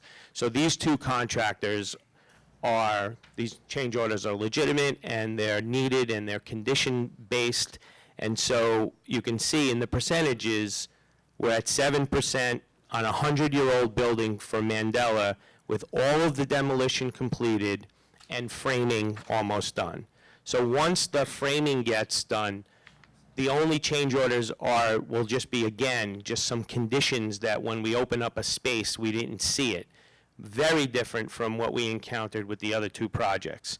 And at the Steam project, it's 0.5%. So again, same thing, different contractor and different results. So. That's related to the contingency. Yes, right, it's not a, so the 7%, for example, at Mandela, This is that's Ken only, Poyman. that's only 7%. Speak of into the the mic, please. Speak into the mic, please. So the 7% mentioned here is not 7% on the construction contract. We set aside a 10% contingency to cover unforeseen conditions. And at this point, we've only used 7% of it with these change orders. Okay. That's right. And over at A.B. Davis, Mount Vernon Steam, 0.5% has been used so far. So we're doing much, much better on these projects in terms of change orders than we did on the others. Okay. And like I said originally, when we started the other two projects, we learned from that. on how to prepare to do these projects, probing and doing that work up front so it becomes more proactive than reactive. So I think we're in a really good spot. Thank you very much for your time. Thank you. Thank you. And Madam President, that concludes the superintendent's report for this evening. Thank you, Dr. Hamilton. So now I'm going to give my president's report. Good evening. Thank you for joining us tonight. Over the last several years, the district has been working to become more efficient and deliberate in our actions. From identifying cost savings in building projects to better utilizing resources, we are steadily becoming a higher functioning organization, making better use of our resources. Tonight, I'm excited to speak to you about our next efficiency endeavor, the board agenda. As you can imagine, the board agenda is large and complicated to read, let alone create. Countless hours are spent each week creating, reviewing, and approving resolutions for the board's eventual review and action. Even on our end, the resolution review process is time-consuming. It is our belief that our most precious resource, that is the time and energy of our staff, can be better spent on other tasks than the copious hours spent creating board resolutions. Earlier this summer, I asked the administration if there was, in fact, a better way, a more efficient way to create a board agenda. After much research and discussion, I believe we have developed an agenda that is both more efficient and easier to understand and review. At your places is a sample of what the agenda will look like, beginning with our first meeting in September. One of the biggest changes you will notice will be how resolutions are presented to us for approval. Instead of the time-consuming task of creating individual resolutions for each individual item, departments will present a memorandum with a list of actions that they are seeking from the board. That memorandum will contain just about all the information currently included in individual resolutions. Additionally, beginning in September, all resolutions that involve personnel will now emanate from the Office of Human Resources. The human resource heading on the agenda will contain 2 resolutions, one for all certified personnel and one for all non-certified personnel. In an effort to streamline our meetings, each committee will only be asked to report on their activities once a month. The committee reporting schedule is outlined on the new agenda. We have also altered the president's report part of the meeting. It will be called Board Member Reports. This will provide trustees with an opportunity to report back to the board about any event they may have attended, any positive interactions with staff members, and experiences of that nature. We have also provided a part on each agenda called Roundtable. This will be an opportunity for trustees to speak about issues or topics that are of importance to them. Finally, since we will be welcoming a student trustee to the board table in September, we will be moving our executive sessions to the end of our meetings. This will ensure our student trustee will be able to participate for the entirety of our public meeting. Once we adjourn to executive session, that will end the public part of the meeting. We will make every effort to not return to public session for any action after the executive session. Should the need arise, we will be sure to let our viewing public know it is a possibility and/or expected, so you may decide if you want to stay for the duration or not. Be on the lookout for the new format, beginning with our September 3rd, 2019 meeting. Because this is new and organic, please be prepared for possible adjustments and tweaks as we move forward. We are confident that these changes will make our group and work more efficient and transparent.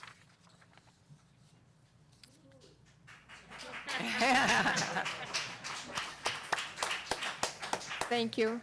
We will now take committee reports. Trustee Patterson, is there an audit or budget report this evening? You know there is. Thank you.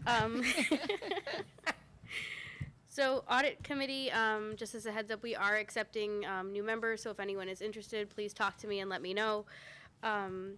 Budget committee, we met on Friday morning, and we discussed a number of issues. One, there is a report going into the state now, which breaks down all the district costs by student, school, area of content, special education, and other many, and it's a very, very robust report, and it was really great to see that our numbers.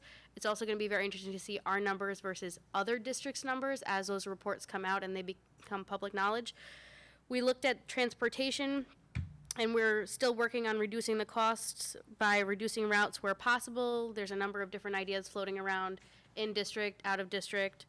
And we are focused as a committee to ensure that we have long-term budgets and long-term planning going on. And one of the things that we're looking at now is last year's budget was finally closed. So now we can look at how we budgeted for last year versus how last year actually happened. So we can try, if there are any big overages, we're going to try now to fix those issues going forward for this year's budget, rather than finding out later down the line we're already up the creek. And that is all. And the next meeting is 8:30 for everyone who wants to come. What time? 8 in the morning.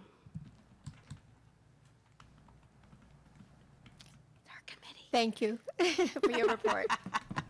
Trustee Miller, is there a family and community engagement report this evening? Yes, we met on July 24th, and Dr. Bennett Conroy had assembled a part of her A-team that she uses, pulling from all levels of administration and different schools to work on events like the parade we did this spring. And we concluded, after some debate, that because of the City Fest event that was scheduled for the same day as our event, that we would postpone. There was something we really couldn't compete with. So we've postponed the Mind, Body, and Soul event to next spring, May 16th. We were going to research if we could use the high school fields. Hopefully we'll be able to do that. We weren't able to use those for this, the event that was scheduled for this fall. So we're hopeful we'll be able to do that. Gives us a lot of time to plan, and we've got a very engaged and excited team working on that. Our next meeting is September 17th at like 3 o'clock, I think we said, 3 p.m., September 17th at 3 p.m. Thanks. Thank you, Trustee Miller. Trustee White, is there a facilities report this evening? No, it's not. Okay, thank you. Trustee Owen, do you have a committee report, a policy committee report? I just wanted to remind the public of the change this year in New York law that requires immunizations. The religious exemption is now no longer permissible under New York law. If you have any questions about that, you can reach out to board administration. Dr. Hamilton, or BC, do we have numbers on, have any parents been notified affirmatively by our district that fall into that category? We have not. I do know the head nurse has, I did share that advisory with the head nurse, and she will be drafting a letter to be backpacked with students when they return. Okay, my understanding, and don't quote me on this directly, please confirm with your own healthcare provider, but all students must have the first round of immunizations. For immunizations that are multi-stage, you don't have to have them all done by the time school starts, but you do have to have started the process. That's all for today. Thank you for your report. Trustee Saunders, is there a special education, health and wellness, or safety report this evening? I do not have any reports this evening, but I do want to piggyback off of what Trustee McGowan said. I have a parent that is not going to get her children immunized, and so she's going to homeschool them. Mm-hmm. And I wanted to ask the Education Committee, or is there any type of packet that the district gives parents so they can keep up with she's going to homeschool her children? They do not. We do not. Do we monitor, or do we test? I mean, how does? We do not. The curriculum is online, so a parent could always go online and download it if they want to, if they elect to, and most parents do so. And there are organizations or associations that are designed specifically to support families who choose to homeschool their students. So I would, and if you tell me who she is, I'll make sure that she gets that information so she has a network. All right. Yeah, there are lots of resources online. There are Facebook groups, there are Westchester specific groups that do that. I didn't know if our district tested them periodically to see where they are. State does assessments. The state does assessments. Yeah, I don't have any reports. Thank you. Okay, thank you everyone for your reports. Before we move on to our next session, I just wanted to take a moment to commend Principal Doggett for the work that you have done over the summer, in particular with the attendance report. I did look at your presentation before the meeting tonight. I was really pleased. I was really satisfied. I've seen so much improvement in the district, and it's great to see that this is the highest attendance ever. I look forward to future summer school successes as well. So I just wanted to commend you, your staff, and everyone in the district who has been working so hard. So thank you, and congratulations to you and everyone else here. Keep up the good Yes. work. Great. Okay, so our next item, we're going to approve the minutes of the last few meetings. We've had several minutes here that we have to approve from June, the July reorg meeting, July regular meeting, and our last meeting in August. So let me just pull them up. Okay. Are there any comments, questions, revisions to any of the minutes? Motion to approve June 20th, please. Motion. Trustee Patterson, second. Second? All in favor? Aye. Well, anybody opposed? Okay. I abstain Anybody abstain? Okay. For which one? There's five. for June 20, the one we just voted on. For June 20? Yeah. Okay. So we're going to do them one by one? Yep. Okay. All right. Any questions on the minutes for the meeting of July 2nd, the reorg portion of the meeting, or the reorg meeting? Questions, comments, revisions? No? Okay. Do I have a motion to approve? Motion? Second? Second. All in favor? Yes. Aye. Anybody oppose? Abstain? Motion passes. Okay. Are there any comments on the minutes of the regular meeting of July 2nd? Comments, questions, revisions? No? No. Okay. All in favor? Do I have a motion? Motion. To approve? Second? Second? All in favor? Aye. Anybody opposed? Anybody abstain? Abstain. Who abstained? Darcy. Darcy. Okay. Now, does anyone have any comments or questions on the minutes for the meeting, the special meeting held on August 9th? Comments, questions, revisions? No? Okay. Do I have a motion to approve the minutes? Motion. Second? Second? All in favor? Aye. Yes. Does anybody oppose? Anybody abstain? I Abstain. I abstain. It's not approved then. The motion does not carry. Okay. So we'll just put that onto another meeting. Okay, so the minutes, all right. Okay, so Mr. McCormick, do we need to enter into executive session this evening? Yes, ma'am. Okay, can you please? Purposes are discussing the employment history of a particular person or persons, collective bargaining negotiations with the Mount Vernon Federation of Teachers, and current or pending litigation. Do I have a motion to enter into executive session? So moved. Second? Second. All in favor? Aye. Okay, I'm sorry, where are we? Okay. Motion, that's all right. motion passes. Carries. Okay. About how long? How long are we going to be in?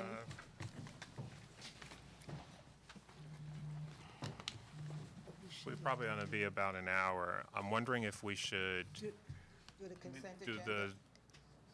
if I could ask the board to indulge, because we have some folks that are here this evening who are being appointed tenure, Okay. and they're here for that, and some new appointees. Let's do that. So if I could ask, That we anticipate discussing in For executive action, session yes. relating to this action tonight? there Related to action are, tonight? not this, but there will be action after. Can we remove the tenure appointments from the consent agenda and just do the? Yes, Let's do yes. that. Sure. So we need a motion to reconvene first. Motion. Second? All in favor? Aye. Okay, so we're going to reconvene to just review one resolution, and then we will, We need a motion to waive the Consent the agenda. consent. consent agenda as it's laid out. So Okay. it's to approve to one approve specific one agenda item, specific right? resolution.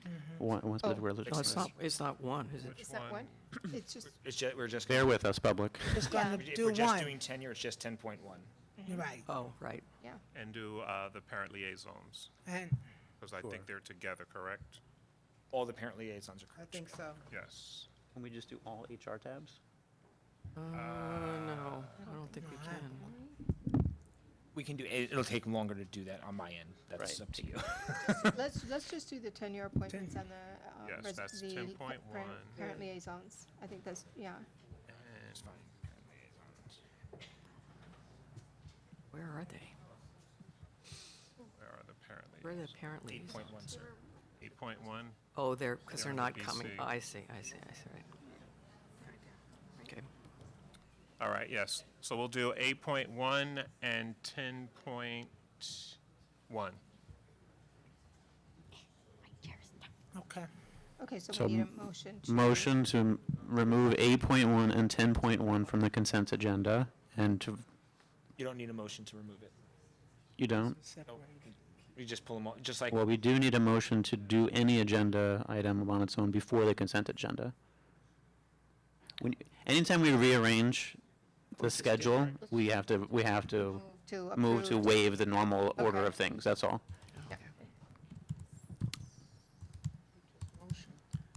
So you need a motion to deviate from. So I'm motioning to deviate from the normal agenda items so Second. that we can do this, thank you. All in favor? Aye. Opposed? Abstain? Okay, motion passes. So Just said now we're going to second. I don't review. think anybody made All right. the motion. You just said I it. He said we You need to did, make a you did. motion. Yes. All right, That's All fine. right. All right, now we can vote. call 8.1, Rick. motion to approve authorization to enter an agreement to hire parent liaisons for the 2019-20 school year. So moved. Second? Second. Second. All in favor? Aye. Aye. Opposed? Abstain? Motion passes. Okay. Who's the new ones? Well, our new parent liaisons, please stand. Welcome aboard.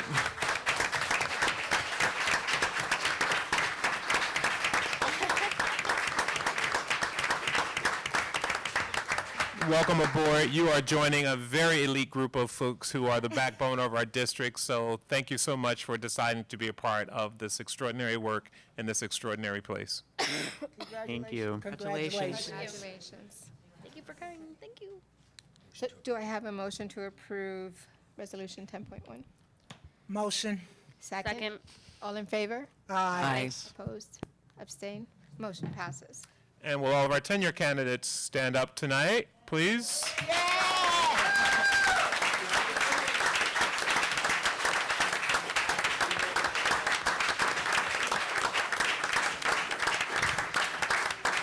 Congratulations to you on attaining this, reaching this extraordinary milestone in this extraordinary place at this extraordinary time. Congratulations, everyone. Thank you. Thank you. Congratulations. Now we need a Now we motion. need a motion. Now we need a Motion to, Motion, Okay, now. motion to enter executive session. Executive session. All in favor? Aye. Okay. Opposed? Abstain? Motion passes. So we'll be in executive You session can- for an hour. So prior to this evening's meeting, there were two items that were removed from the consent. Oh, that works. Do you want me to do that? Okay, so motion Melissa? Moved and Wanda seconded. Okay? Sorry. Yes, it was unanimous. We returned to public session, so. Wait a minute, are we? Okay, so now we're going to move to the consent agenda. Prior to this evening's meeting, there were two items that were removed from the consent agenda for discussion. To Are there any refresh. other items that need to be removed from the consent agenda?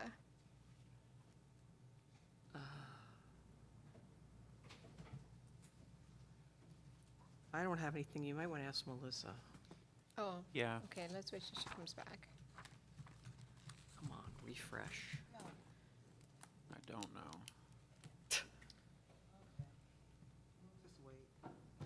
You know, Rough.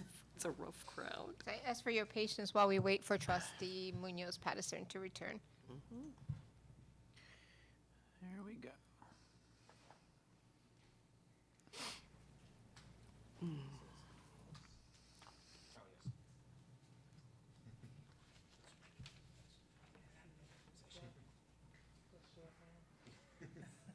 Rick, can I ask a question? Is agenda 1112 and 1113, are those the exact same thing? 11, 12, and Is that a duplicate? No, there's my understanding is there was two different RFPs. That's a Gail question. There was two. Because it's the same number, RFP number.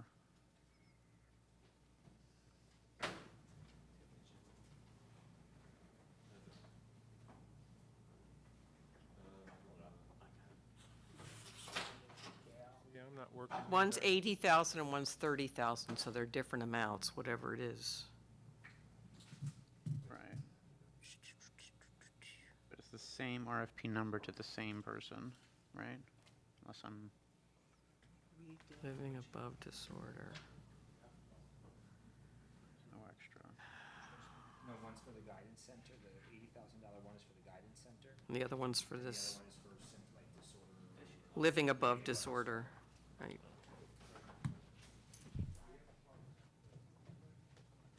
Oh, it's still refreshing, that's the problem. Did you have anything you wanted to pull from the consent agenda? What was already pulled? I don't know, I'm just asking. Trustee Munoz Patterson, do you have any items that you would like removed from the consent agenda? Hi, I think I had 4, let me just double check.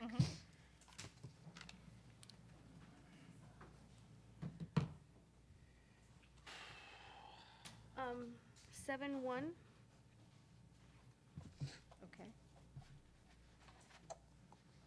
11.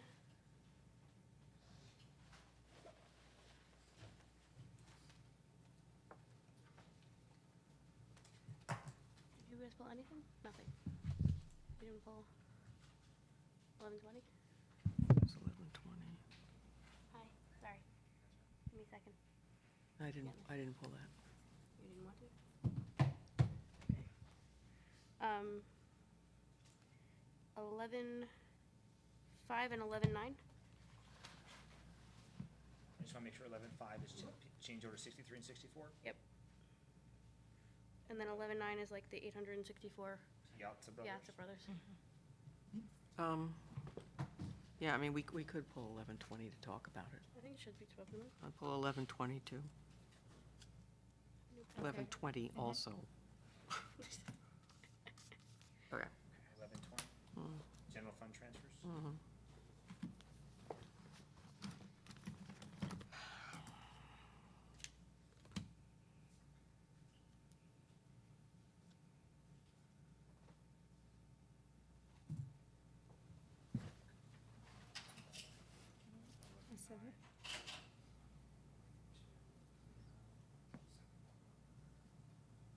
Okay, are there any other items to be removed from the consent agenda? I'm good. I'm good.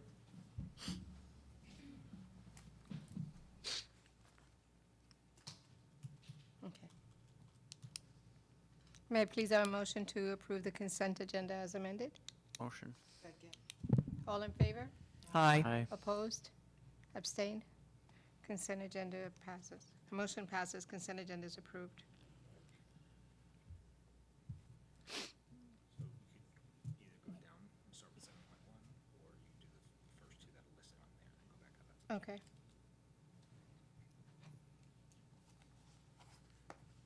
So we're going to adopt the resolutions that were pulled from the consent agenda previously. So that's Resolution 15.1, authorization to pay staff additional hours to inventory, catalog, and complete receiving reports. Yeah, 15.1, it's at the bottom, resolutions pulled from the consent agenda. Right. These were items that were removed. We're going to entertain discussion around this resolution. Can I have a motion to approve this resolution? Second? Motion to discuss? Oh. Yeah, we're going to approve it and then we'll discuss it, yeah. We put it up for discussion. That's what Right. I I will wanted to- second putting it up for For discussion. discussion. Yes. The approved word confused me. Yeah, I did. Yeah. You were, may I? Mhm. So she was correct. There's not a motion to discuss it, it's a motion to put it on the floor, and that allows you to have the discussion. Correct. That way, when the conversation is done, you'll take a vote Yes. whether or not to approve it or not. I just want to make sure I, You're right, I That's said approved instead of put it on the floor. okay. Did you unlock 1014? Because it's still locked on mine. Oh,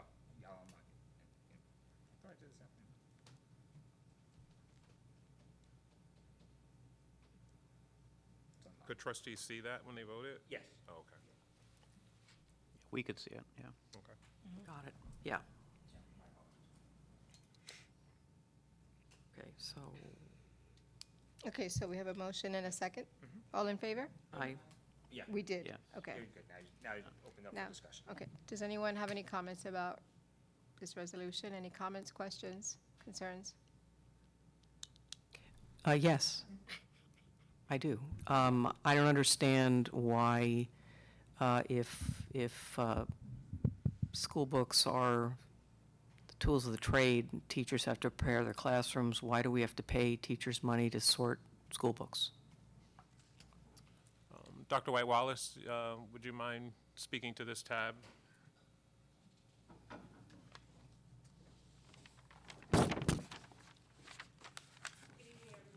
Like your Caribbean hairdo. I know.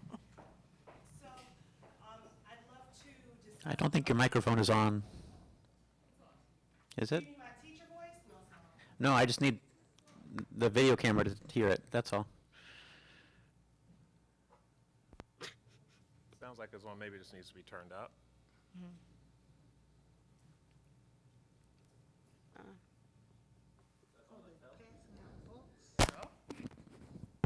Now it's on. There we go. There you go. So I'd like to discuss the resolution for inventorying materials throughout our 16 buildings. This endeavor began over 4 years ago when we, as a board, voted to ensure that students had the most up-to-date and relevant materials for all content areas and grade levels.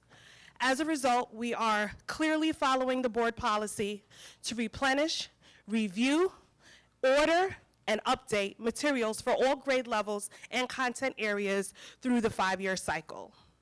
As a result, we have purchased in adoptions in mathematics for Envisions. We are on a 4-year phase-in of ELA journeys and collections, K through 12. We also have various adoptions in science, social studies, CFM, health, PE, and other core classes. As a result, schools are receiving a large amount of textbooks, workbooks, consumables, as well as ancillary materials that are all delivered within the span of 8 weeks. It is our goal in the Mount Vernon City School District to ensure students maximize their instructional time. The passing of this resolution allows teachers to begin the school year with all of their textbooks, consumables, and supplies in their classroom to begin instruction the first week of school. Without this resolution being passed, teachers will enter a building with pallets and hundreds of boxes of materials that will need to be unpacked, lifted, sifted through, inventoried, matched to what's in our book closets, and then delivered and dispersed for each classroom in the building. Our hope is with the continued implementation of this work, our students are able to begin instruction on the first Monday of school.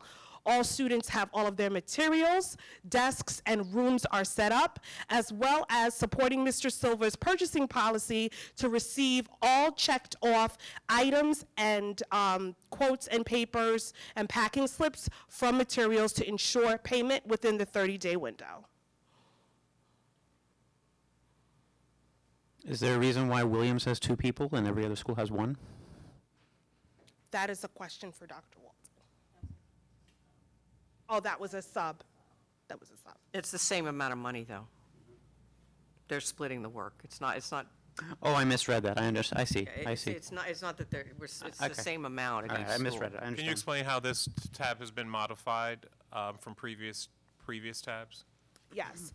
So in the previous years, we provided staffing based on the size of the building. So if you go back to previous tabs, schools such as Lincoln that had over 900 students would have 3 or 4 individuals because their shipments are considerably larger than a school such as Parker. So we based the staffing needs based on the size of the building and the amount of boxes and orders that were received. This year, in order to conserve fiscally, we have scaled this down to sort of a supervisory position with the possible addition of adding our student helpers from the summer to help us with this work. So we're paying for supervision of students. We're not paying the students, or we're paying for We are supervision? ultimately going to pay the students, but one of the ways we were trying to reduce the cost of this inventory position was to try a new procedure whereby teachers would supervise and we would have kids do, and I don't know how well this is going to work out in all honesty, but we would have students who would assist with unpacking and inventorying the books, and the teachers would supervise and give direction. And this came after this tab was questioned last year about how we could reduce it. And this tab was reduced by, what, 60%? Yeah. More than that. More than 60%. Yeah, it's definitely a lot less than it has been. And we will definitely, looking at the changes, evaluate how efficient this new process is. It is very important for us to ensure that materials are not lost, they're accounted for, and they're in the right hands that they're supposed to be in. And we do want to also respect the work of our cleaners and our custodians who are getting schools ready to go, and helping them so that we can pile things in so they can then deliver them to the classrooms for staff members. So, And as a former teacher, I appreciated when I had my books there on my kids' desks, ready to begin. so I'm sorry, it's just to clarify, it's one person in each building who's responsible for going through however many boxes or whatever it is to make sure that all those books get to the right classroom. So they'll allocate 15 textbooks to room 100, 15 textbooks to room So I'm going to be 101 or very whatever. honest and forthright with you and transparent. Due to the reduction in staff, that is not going to happen. What will happen is on each grade level at each school, there is a grade chair. So for kindergarten, there's a kindergarten chair. We would then deliver all of the kindergarten materials to that kindergarten chair teacher, and they, along with their colleagues, would then count out for each class.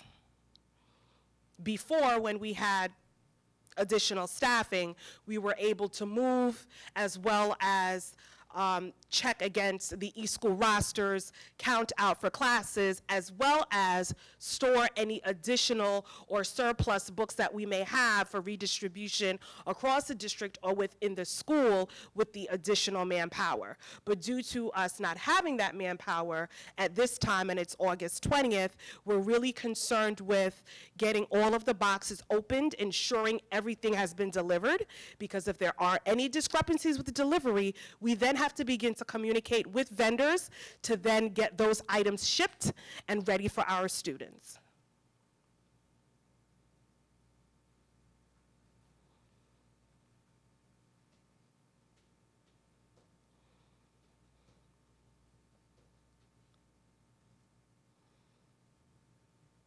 Any further questions? No, thank you, Dr. White-Wallace. Thank you. Seeing no more questions, can I have a motion to approve this resolution? We already have a motion. We Do we just, have a motion, we just approve it? we Okay. just, we just vote. We just vote? Okay, all those in favor? Yes. Oppose? Sorry, I apologize, I'm a minute late. Okay, all those in favor? Aye. Aye. Oppose?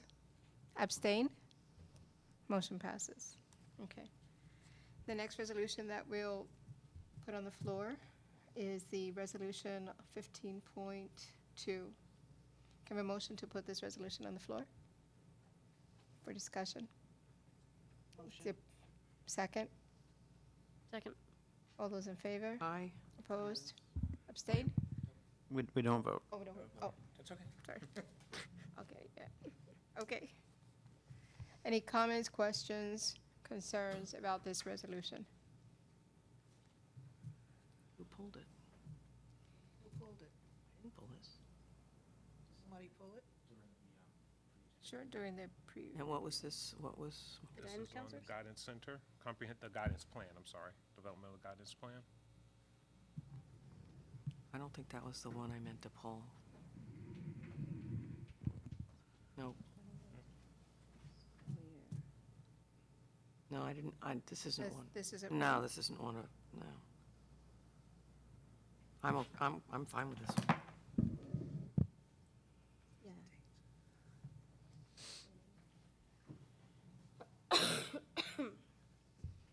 Okay, so there was, I understand. So this resolution was pulled. It's one of the resolutions that we are approving staff members who were hired, and we're approving it retroactively. So this was pulled.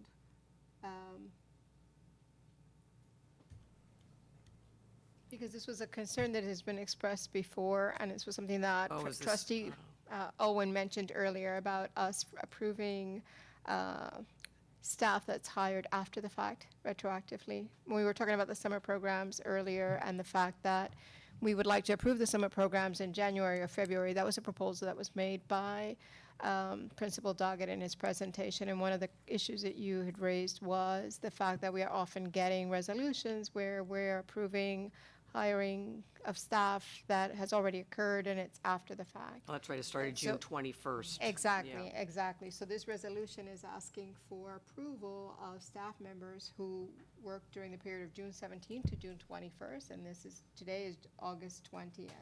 And so this resolution was pulled just to highlight the fact that this is something that, going forward, we want to avoid. It's something that we want to improve in terms of our best practices. And given our goals to have the programs presented for approval by the board well in advance, this resolution was pulled just to highlight the fact that this is another example of approving, authorizing employees to work after the fact. And I know that sometimes it's inevitable and we have to do it retroactively, but it's not a best practice, and we need to get better at that as a district and administratively. I'm going to ask, just for the sake of clarity, so that the board will know, at least in this instance, what the Yeah. circumstances were. I'm going to ask Dr. Smith Okay. if she would explain this tab. Good evening, all. Good evening. I appreciate and respect your policy, and moving forward, I will assure that this wouldn't happen. Basically, the reason that this was late, you might recall that I started June 1st. You just got here. But I want you to know a little bit about this particular item. The comprehensive guidance curriculum is something that the state has been moving forward to, or we've been working for many years. There's been a passing of the baton, and my colleague Marcy Tiggs has been working very hard to implement a lot of this. What I mean by that, you might know we have 29 counselors, and the reason for the 29 counselors is the law requires, for example, that counselors see every one of their students, that they focus on careers, they focus on the emotional and the curriculum. And Marcy led this charge in terms of making sure that we are coming into compliance. In terms of passing the baton, you might remember that both of us assumed a new role. And the state required that we had on our website this comprehensive curriculum that was began, but it had to be completed by that deadline. So when I started on June 1st, while it was in progress, I knew that we didn't want to be cited for not having it. So when I started, we had to interview individuals in June, and we pretty much had to complete the task in June or pay more money for the staff if we waited for the board to be passed, say, in July. So it was a situation where, I started right away. We got the ball rolling. They did a phenomenal job, and if you go on the website, it is there, and we met our deadline. So it really just had to do with timing. Great. Thank you, Dr. Okay, Smith. thank you for that explanation. Thank you. And yeah, retroactive stuff has to happen in time-critical decisions occur in any big district. Right. I think the issue is more that we've had 3 or 4 board meetings since this. It wasn't at the next board meeting, it's now been 3 or 4. Yeah. Okay. Okay. Anybody have any questions or comments about that? No? Okay. No. So do we need to do it? All in favor? Aye. Opposed? Abstain? Motion passes. Okay. Now we can discuss the items that were pulled from the consent agenda. Yeah, I was just looking. Sure. Authorization for career zone after-school training for career and technical education, middle and high school teachers. Can I have a motion to put the resolution on the floor for discussion? Motion. Second? Second. All in favor? No, oh, sorry. I'll get the hang of it. You're doing fine. Doing great. No, I just wanted to know what the role was of the, because when I read the blurb, the abstract, it talked about the high school teachers, I felt like, and I didn't know we had any CTE teachers in middle school. So I just wanted to understand who the 3 middle school teachers, what their, and I, Dr. Gorman, you want to speak? That's your tab? Oh, okay. So the question, Trustee Munoz Patterson, is who are or what do the middle school CTE teachers do? Is that, do yeah, I understand what that? role do they have? Because I was reading it and it sounded like it was more of a, Okay. in the high school, not as much in the middle schools. Certainly. Good evening, all. Evening. Our grade 7 students receive career and financial management, and that entails financial literacy, the building blocks of success, how to manage money, to have an understanding of skill sets that they'll need really for life post high school. At our grade 8, we have technology offered to our students. So fundamentally, with our K-8 2020 vision, with the 7th and 8th grade, we have exposure to a CTE program for all of our students across the district in middle school. Great, thank you. That's awesome. That's cool to hear. Thank you. I learn something new every day. Any more questions or comments regarding this resolution? All in favor? Aye. Yes. Opposed? Abstain? Motion passes. Okay, the next resolution, would you mind reading that? The number? 11.5. 11.5. Yep. 11.5 approves NYREM Inc. change orders Oh, yeah. 63 and 64 for Pennington Elementary School and alterations in site work. Can I have a motion to put this resolution on the floor for discussion? Second? Second. Okay. Do we have an idea where, because this is pretty decent amount of money, where we are with our change orders in Pennington and overall expectation of completion for Pennington and all of those, lovely things, because, Would you go to the microphone, Michael, please? Thank you. you want mine? Just kidding. Hi. Pennington is in substantial completion, so as the superintendent has advised the board, due to a demobilization of NYREM, we have a work stoppage and we took over some work. So the change orders that NYREM has are just about at the end. We're going to move to take over even more work there, so I can pretty confidently say that the NYREM change orders are just about over at Pennington. Thank you. Can you go into, don't leave.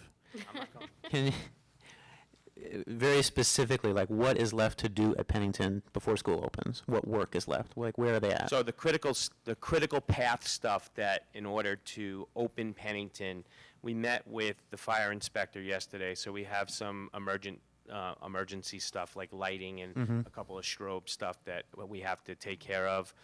So we have to show them some inspections, which we have done.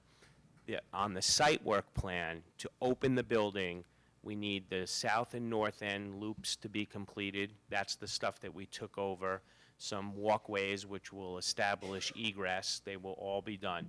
So all the site work in order to open the building will be completed, some by NYREM and the majority of it from the takeover. And interior work the only thing that there'll be nothing to hold us back as long as the inspections go well with the fire inspector, but there will be some finishes that we'll be doing evenings and on Saturdays until we finish that up. So we are at the 90% total completion, but to open, we're right about at 100%. So if I could recap, just tell me if I say anything wrong. We have all classrooms are ready for classes. Yes. There's some emergency lighting and obviously some exterior and egress work still going on. Yes. But assuming the fire inspection passes, the whole building will be ready to be occupied. Yes, sir. Okay. Thank you. You're welcome. My next question has to do with the change order. Don't, you should stay right there.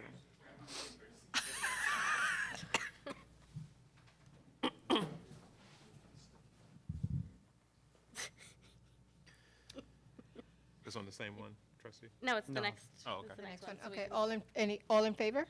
Aye. Yes. Aye. Opposed? Abstained? Motion passes. Okay, next resolution, 11.9. Fine. Clerk, would you mind reading the resolution, please? Approves Piazza Brother Inc. change orders number 1 through 8 for additions and alterations at the Mandela School. Okay, so, Oh, wait, Motion to put put on the floor. resolution. Sorry. Second? Yep. second, first. Okay. whatever. Let's go. Trustee Munoz. All right, fantastic. Sorry, I know everyone wants to go home. So I have grave concerns that we already have this many, and I don't know if it's that many or if it just seems like it's that many because there's 8 listed on one agenda item for us. But I have grave concerns that we're already talking about $127,000 when we're talking about a project that's $4 million of taxpayer funds. Now, I understand there are going to be issues with a 100-year-old building that we're not going to be able to tell.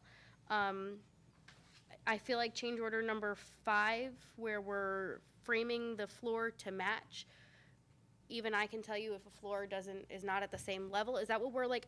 Because my concern is who's looking at these things. Like, I So get picture, very worried. this is a great example. So picture this floor, one level, Yes. right? And then we demo it, Mhm. and this is what you see once the demo is done and you're down at the joists. You So see it these was two one level? Yes. And then when we demoed it, it looked like this? And so now we Okay. have to make it one level again. So that was an unforeseen condition. Mhm. As far as the $100,000. 127? 100 what? 127? 127. We have a $1.8 million contingency as far as change orders and those type of built into this project. We are, comparatively speaking, to where we were at the very beginning at NYRAM, both at Pennington and Thornton, we're way ahead and right in the industry standard where we should be with a building of this age and the dilapidated infrastructure. So those conditions that we saw during the demo probably are at the peak of the conditions. Now, I've said it, so now it's out there, but because we've taken big pieces of the building apart now that we couldn't do with little probes, but it's all gutted, and it's now framing is going up. So unless we come up against something that nobody saw, Yeah. then I think we're going to be in really good shape. Okay. So All right, thank you. you're welcome. Should I stay? No, I'm done, thanks. Appreciate it. Any more questions or comments on this resolution? No? Okay, all in favor? Aye. Yes. Aye. Opposed? Abstained? Motion passes. Resolution is approved. Okay, the next motion we will discuss is it's resolution 11.20. The approval of general funds transfers 2019-20. Okay, can I have a motion to put this resolution on the floor for discussion? Second? Second. Okay, any I'm on the comments, board all over the questions? place today. Boy, What do you mean? I Any get excited when I get. Questions, comments on resolution? I think Darcy pulled this. Yeah, so I know we discussed this, Michael, and there's another Michael area. Well, it's a fund transfer, but I'm having cognitive dissonance, okay? So my understanding is that we have a lot, and I could be wrong, and I wanted to go on a tour of the high school, but anyway, I haven't gotten a chance to do that. But my understanding is there are a number of rooms that are empty. And I don't understand why we need to spend $13,000 to do a 3-year lease on this facility, even though I get it that you say, I find it hard to believe that the whole high school is full and we can't find a place for this stuff, the buildings and grounds stuff. That's the same size as the shed that's out on the thing. It's just because we've leased so many modular things, and I just want to get out of that business. So do we really literally have no space at all? So we may find a classroom or two, but that's not, so each of the maintenance mechanic crews, whether it be plumbing, electrical, HVAC, in this case, grounds crew, which is the largest of all the crews, it's 11 men. Right. They need physical space in order to conduct business, in order to change, in order to keep small stuff in. So they had this giant building behind the high school, and it's now we're turning it over to athletics. Right. So there is no space that is not an office or not there's no maintenance mechanic space that's available in the high school. And I think what this office trailer is going to do, it will give the grounds crew a place to muster in the morning. All their small equipment will be inside. We have a larger, bigger trailer because we used to keep all the rideable stuff in that garage as well, which we don't have as well. So now we pack it into a 50-foot trailer that we have to unload completely to get to something in the back. It's not the most efficient thing, but we're in need of that type of a building for the grounds crew. All districts have the grounds crew in a garage, and we just don't have that. And so this is going to be the interim 1, 2, 3 years until we can either come up with another structure or a different type of plan. The other thing, too, if I can add to that, is we did not want to create a situation where the gentlemen were coming in and changing into their work gear and being very mobile in and out of the building with the kind of frequency that they need to be in order to execute their duties, and have that within the confines of a high school with the kind of student movement that happens in that building as well. Trustee Miller, this is very dirty work what they do. So they don't. Someone's got to do it. Yeah, I mean, without a doubt, and I applaud Okay. them. But Is it possible that we could then, I get it, and I know, and you explained this to me before, I know we have we have a lot of space that isn't utilized in the district, and so it just pains my heart to have to lease something. So I'd like to, is it, we have to lease this on a 3-year basis, so we're on the hook for $39,000, or? I will check that. Mr. Silver might be able to answer that. I don't know if he can or he can't. But okay, so I will definitely check that. But we have a very good relationship with William Scotsman, so I could see if we can just do it year by year, and then. I'm just concerned in general about space utilization, so going forward, I just hope we don't have to be doing too much more of this when we have existing space. So maybe it's a question of, I understand your point about people covered with grass and dirt coming in. I just hate to have to lease more buildings. This trailer is going to be equipped with an eye wash, and there's going to have some other things in it. It's not really going to look like an office. It's No, going to look like I never a thought work- it was, yeah, Okay. but I was just wondering if we had, I just kept thinking we would have space.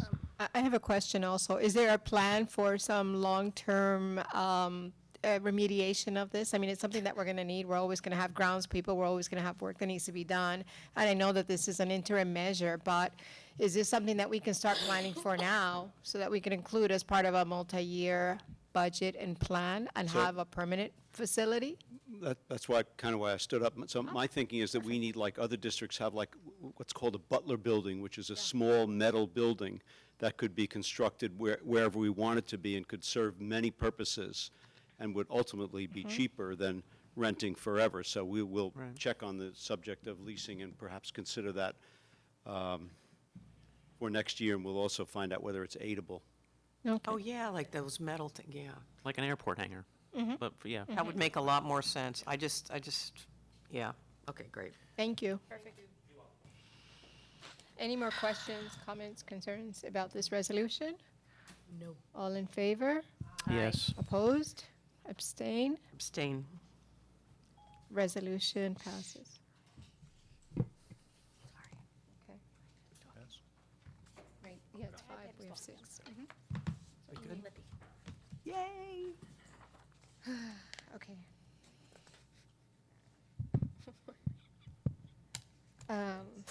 Next, we're going to discuss old business. Is there any old business that needs to be discussed? Trustee Owen? I have 3 items of unfinished business. Okay. The first is, Dr. Hamilton, can you tell us what the status is of selecting a proposed student board member? I won't be able to do that until kids are back in school. Okay. So they're back on the 4th, kids are back. So as soon as they get situated, I'll be getting my members in place. When is your first student council meeting, or what, advisory council, whatever you call it? It's actually the end of September. Okay. But you're planning to have somebody before that meeting in mind? Probably not, because I don't think, when is our second meeting? Our second meeting is the 17th. 17th. Yeah, When is our first meeting in September? the 3rd, The day after Labor Day. the day of the convocation. Right, okay. It's actually not on my calendar, but I know it's not that soon. Okay. I know it's not, because we, want to give kids time to get situated in school before we start busing them over here for a meeting. So it's probably not until the end of September. And related to that, we have talked about doing another retreat at some point. Calendar? Yeah. Is it on the calendar? No, is it? Yeah. It's on the council. Also discussed. Did I miss it? When is it? I don't- Clearly I did. I think it was October? in October sometime. It was in the confidential. Yeah. I think that's a little late. I do too. Is there any way that we can sort of reconsider the date then? Absolutely. What are your thoughts Absolutely. in terms of a retreat date? I don't have a specific date. I'm not traveling. I'm You're- flexible. Okay. I just, maybe you we go shouldn't wait earlier in- another 2 months. Mhm. No, my question was, we should consider, we don't have to decide right this minute, Right, but right. we No, should I think just wanna know about what your thoughts are. maybe a couple weeks after school starts, Okay. around the. Dr. Hamilton, is that something that, okay. so And my maybe- question is, we should think about, if we have a student board member, should we have them at the retreat? I would say no. Okay. And the reason for that is, at least in my mind, but it's a board retreat, so I think one of the things that we should be doing is finalizing post-2020 strategic planning, and whoever those representatives are won't be privy to the previous conversations that we had around That's true. Yeah. And I think it would make sense for us to be as congruent and efficient with that time as possible so we can bring it to closure. Yeah, I understand. That's fair. Okay, second thing I had was, I just want to confirm, I saw the pool schedule that you circulated earlier. This is just for open public swim in the evenings and on Saturday mornings, correct? Dr. Walden, she's been our pool liaison. Aqua Woman. Okay. Have a new title. The schedule that will go up on the website and that you have in front of you is from October to June. 2 evenings, Tuesday and Thursday, will be an open swim. And then on Saturday, we're looking to have some swim lessons and, of course, some options for open swim as well. Okay, So that was we'll my give question. you Yeah. a detailed schedule, if you will. So there's going to be no pool hours in the month of September? That's correct. We have to Okay. get back into the swing of things. Our swim team will be meeting. Yeah. Okay, because that was my second question, was specifically about swim lessons. And obviously, the sooner we can have some kind of schedule or proposed cost or whatever that's going to look Certainly like. have that out in place as well as Yeah. passes, yes. Okay. Thank you. Thank you. And my third point of unfinished business is, this follows up on some discussions I've had with Dr. Hamilton and others about trying to establish some kind of comprehensive horticulture curriculum in the district to take advantage of the various garden or what I'll call gardenable areas that we have on school grounds. So I have some ideas about some grants and some other things, but that's really out of my bounds. So I'm going to make a proposal to the Education Committee to look into some of these things further. So I'll send an email to the Education Committee about that so that they can look into this and then report back to all of us. I'm just giving you all a heads up that I'm still very focused on utilizing we have a greenhouse at the high school, we have some areas at the STEAM Academy, we have the boxes at Graham, we have a lot of untilled flat land that we're not doing anything with. We have a huge amount of gardenable real estate. And there are other districts, including big city districts. There's a great effort in Los Angeles. There's lots of big cities doing really interesting things to incorporate gardening and horticulture into curriculum specifically. And we don't have that. We've looked, and we don't have that expertise in the district. But we don't need to reinvent the wheel. There are lots of great organizations and nonprofits and other sources out there who do have that expertise. And so my hope is that we can find somebody to partner with us and bring that expertise in at no cost. So there's lots of grants out there too. That's just a heads up. That's all I have. That's all. Thank you, Trustee Owen, and I agree with you. I look forward to having some kind of curriculum that incorporates horticultural sciences and other aspects of environmental sustainability. I think that that's curriculum that could be incorporated into various areas. But again, that's not in my purview. I just love gardening, and I think that that's another way to expose our students to potential careers. You never know what's going to inspire, excite, or encourage our students. So the more exposure they have to various sciences and various areas right in our backyard, the more that they can flourish. So hopefully I'd like to see that come to fruition as well. I'm adding it as a follow-up to add to the Education Committee agenda, their next meeting. Okay. Sure. Is there any so that concludes old business. Is there any new business to be added or to be discussed this evening? Does anybody want to? Trustee Miller, do you want to say something? I just wanted to say that additionally, when we were talking, it reminded me when we talked about the middle school teachers who are working on CTE, that have we ever done like a CTE fair for our elementary schools? So like they get an idea of the kind of, trades or whatever. Like I envision it as kind of like a fair, like a trade fair for the talk about younger kids for curriculum, Curriculum night. We have had high school fairs, so that has been a component that we'll continue to highlight. And that's part of the curriculum night? Okay. Particularly at Mount Vernon High School. But for the younger kids to expose. We will, our vision is to do something different in terms of curriculum night across the district. Okay. Where we would highlight a number of the secondary options for our Right. younger students. Okay. And marrying that with some meet and greet nights at some of our schools. Okay, great, that's what I was interested in. Thank you. That's great. Good. Thank you. I don't know if this is new business that's concerning us, but I do notice that at different schools, they have a lot of people, parents and police officers greeting the kids as they come in to school. And I think that would be a nice asset to some of our schools to have a lot of people just out there greeting them, clapping that they're going into a brand new year, and get them excited about going to school. Yeah, the administration, Central is deployed to school buildings on opening, actually the first 2 days of school were deployed. But that would be great. Maybe some trustees will join us and. We could get some trustees, little maybe greet. some police officers or some security or something. You have that? That's a plan that the parent liaisons have. Oh, great. Ah, yeah. They're coming in next week, and that when they come in, they have something for the parents, and we're planning on that, along with the SROs.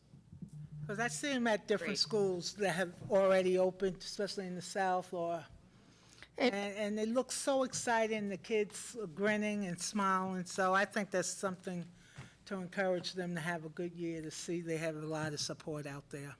I think this is an opportunity for the board to become more visible publicly. I know last year, former President White assigned all of us various schools as liaisons, so perhaps we can utilize our representation and actually make an effort to attend, more activities within each of the schools. And even if it's something like going one morning and being there to greet parents and students, it makes a big difference, especially if it's an unexpected visit, it's a surprise. And then I think it'll just get members of the community to get to know who we are as well. So if you can share any kind of activities or events with all of us, maybe we'll all make more concerted efforts to be present. So, thank you. Okay. Any other new business? Anything else for the good of the order? Okay. Do I have a motion to adjourn? Second. All in favor? Yes. Okay, motion passes. Thank you, everyone, for Thank your you. presence this evening. Thank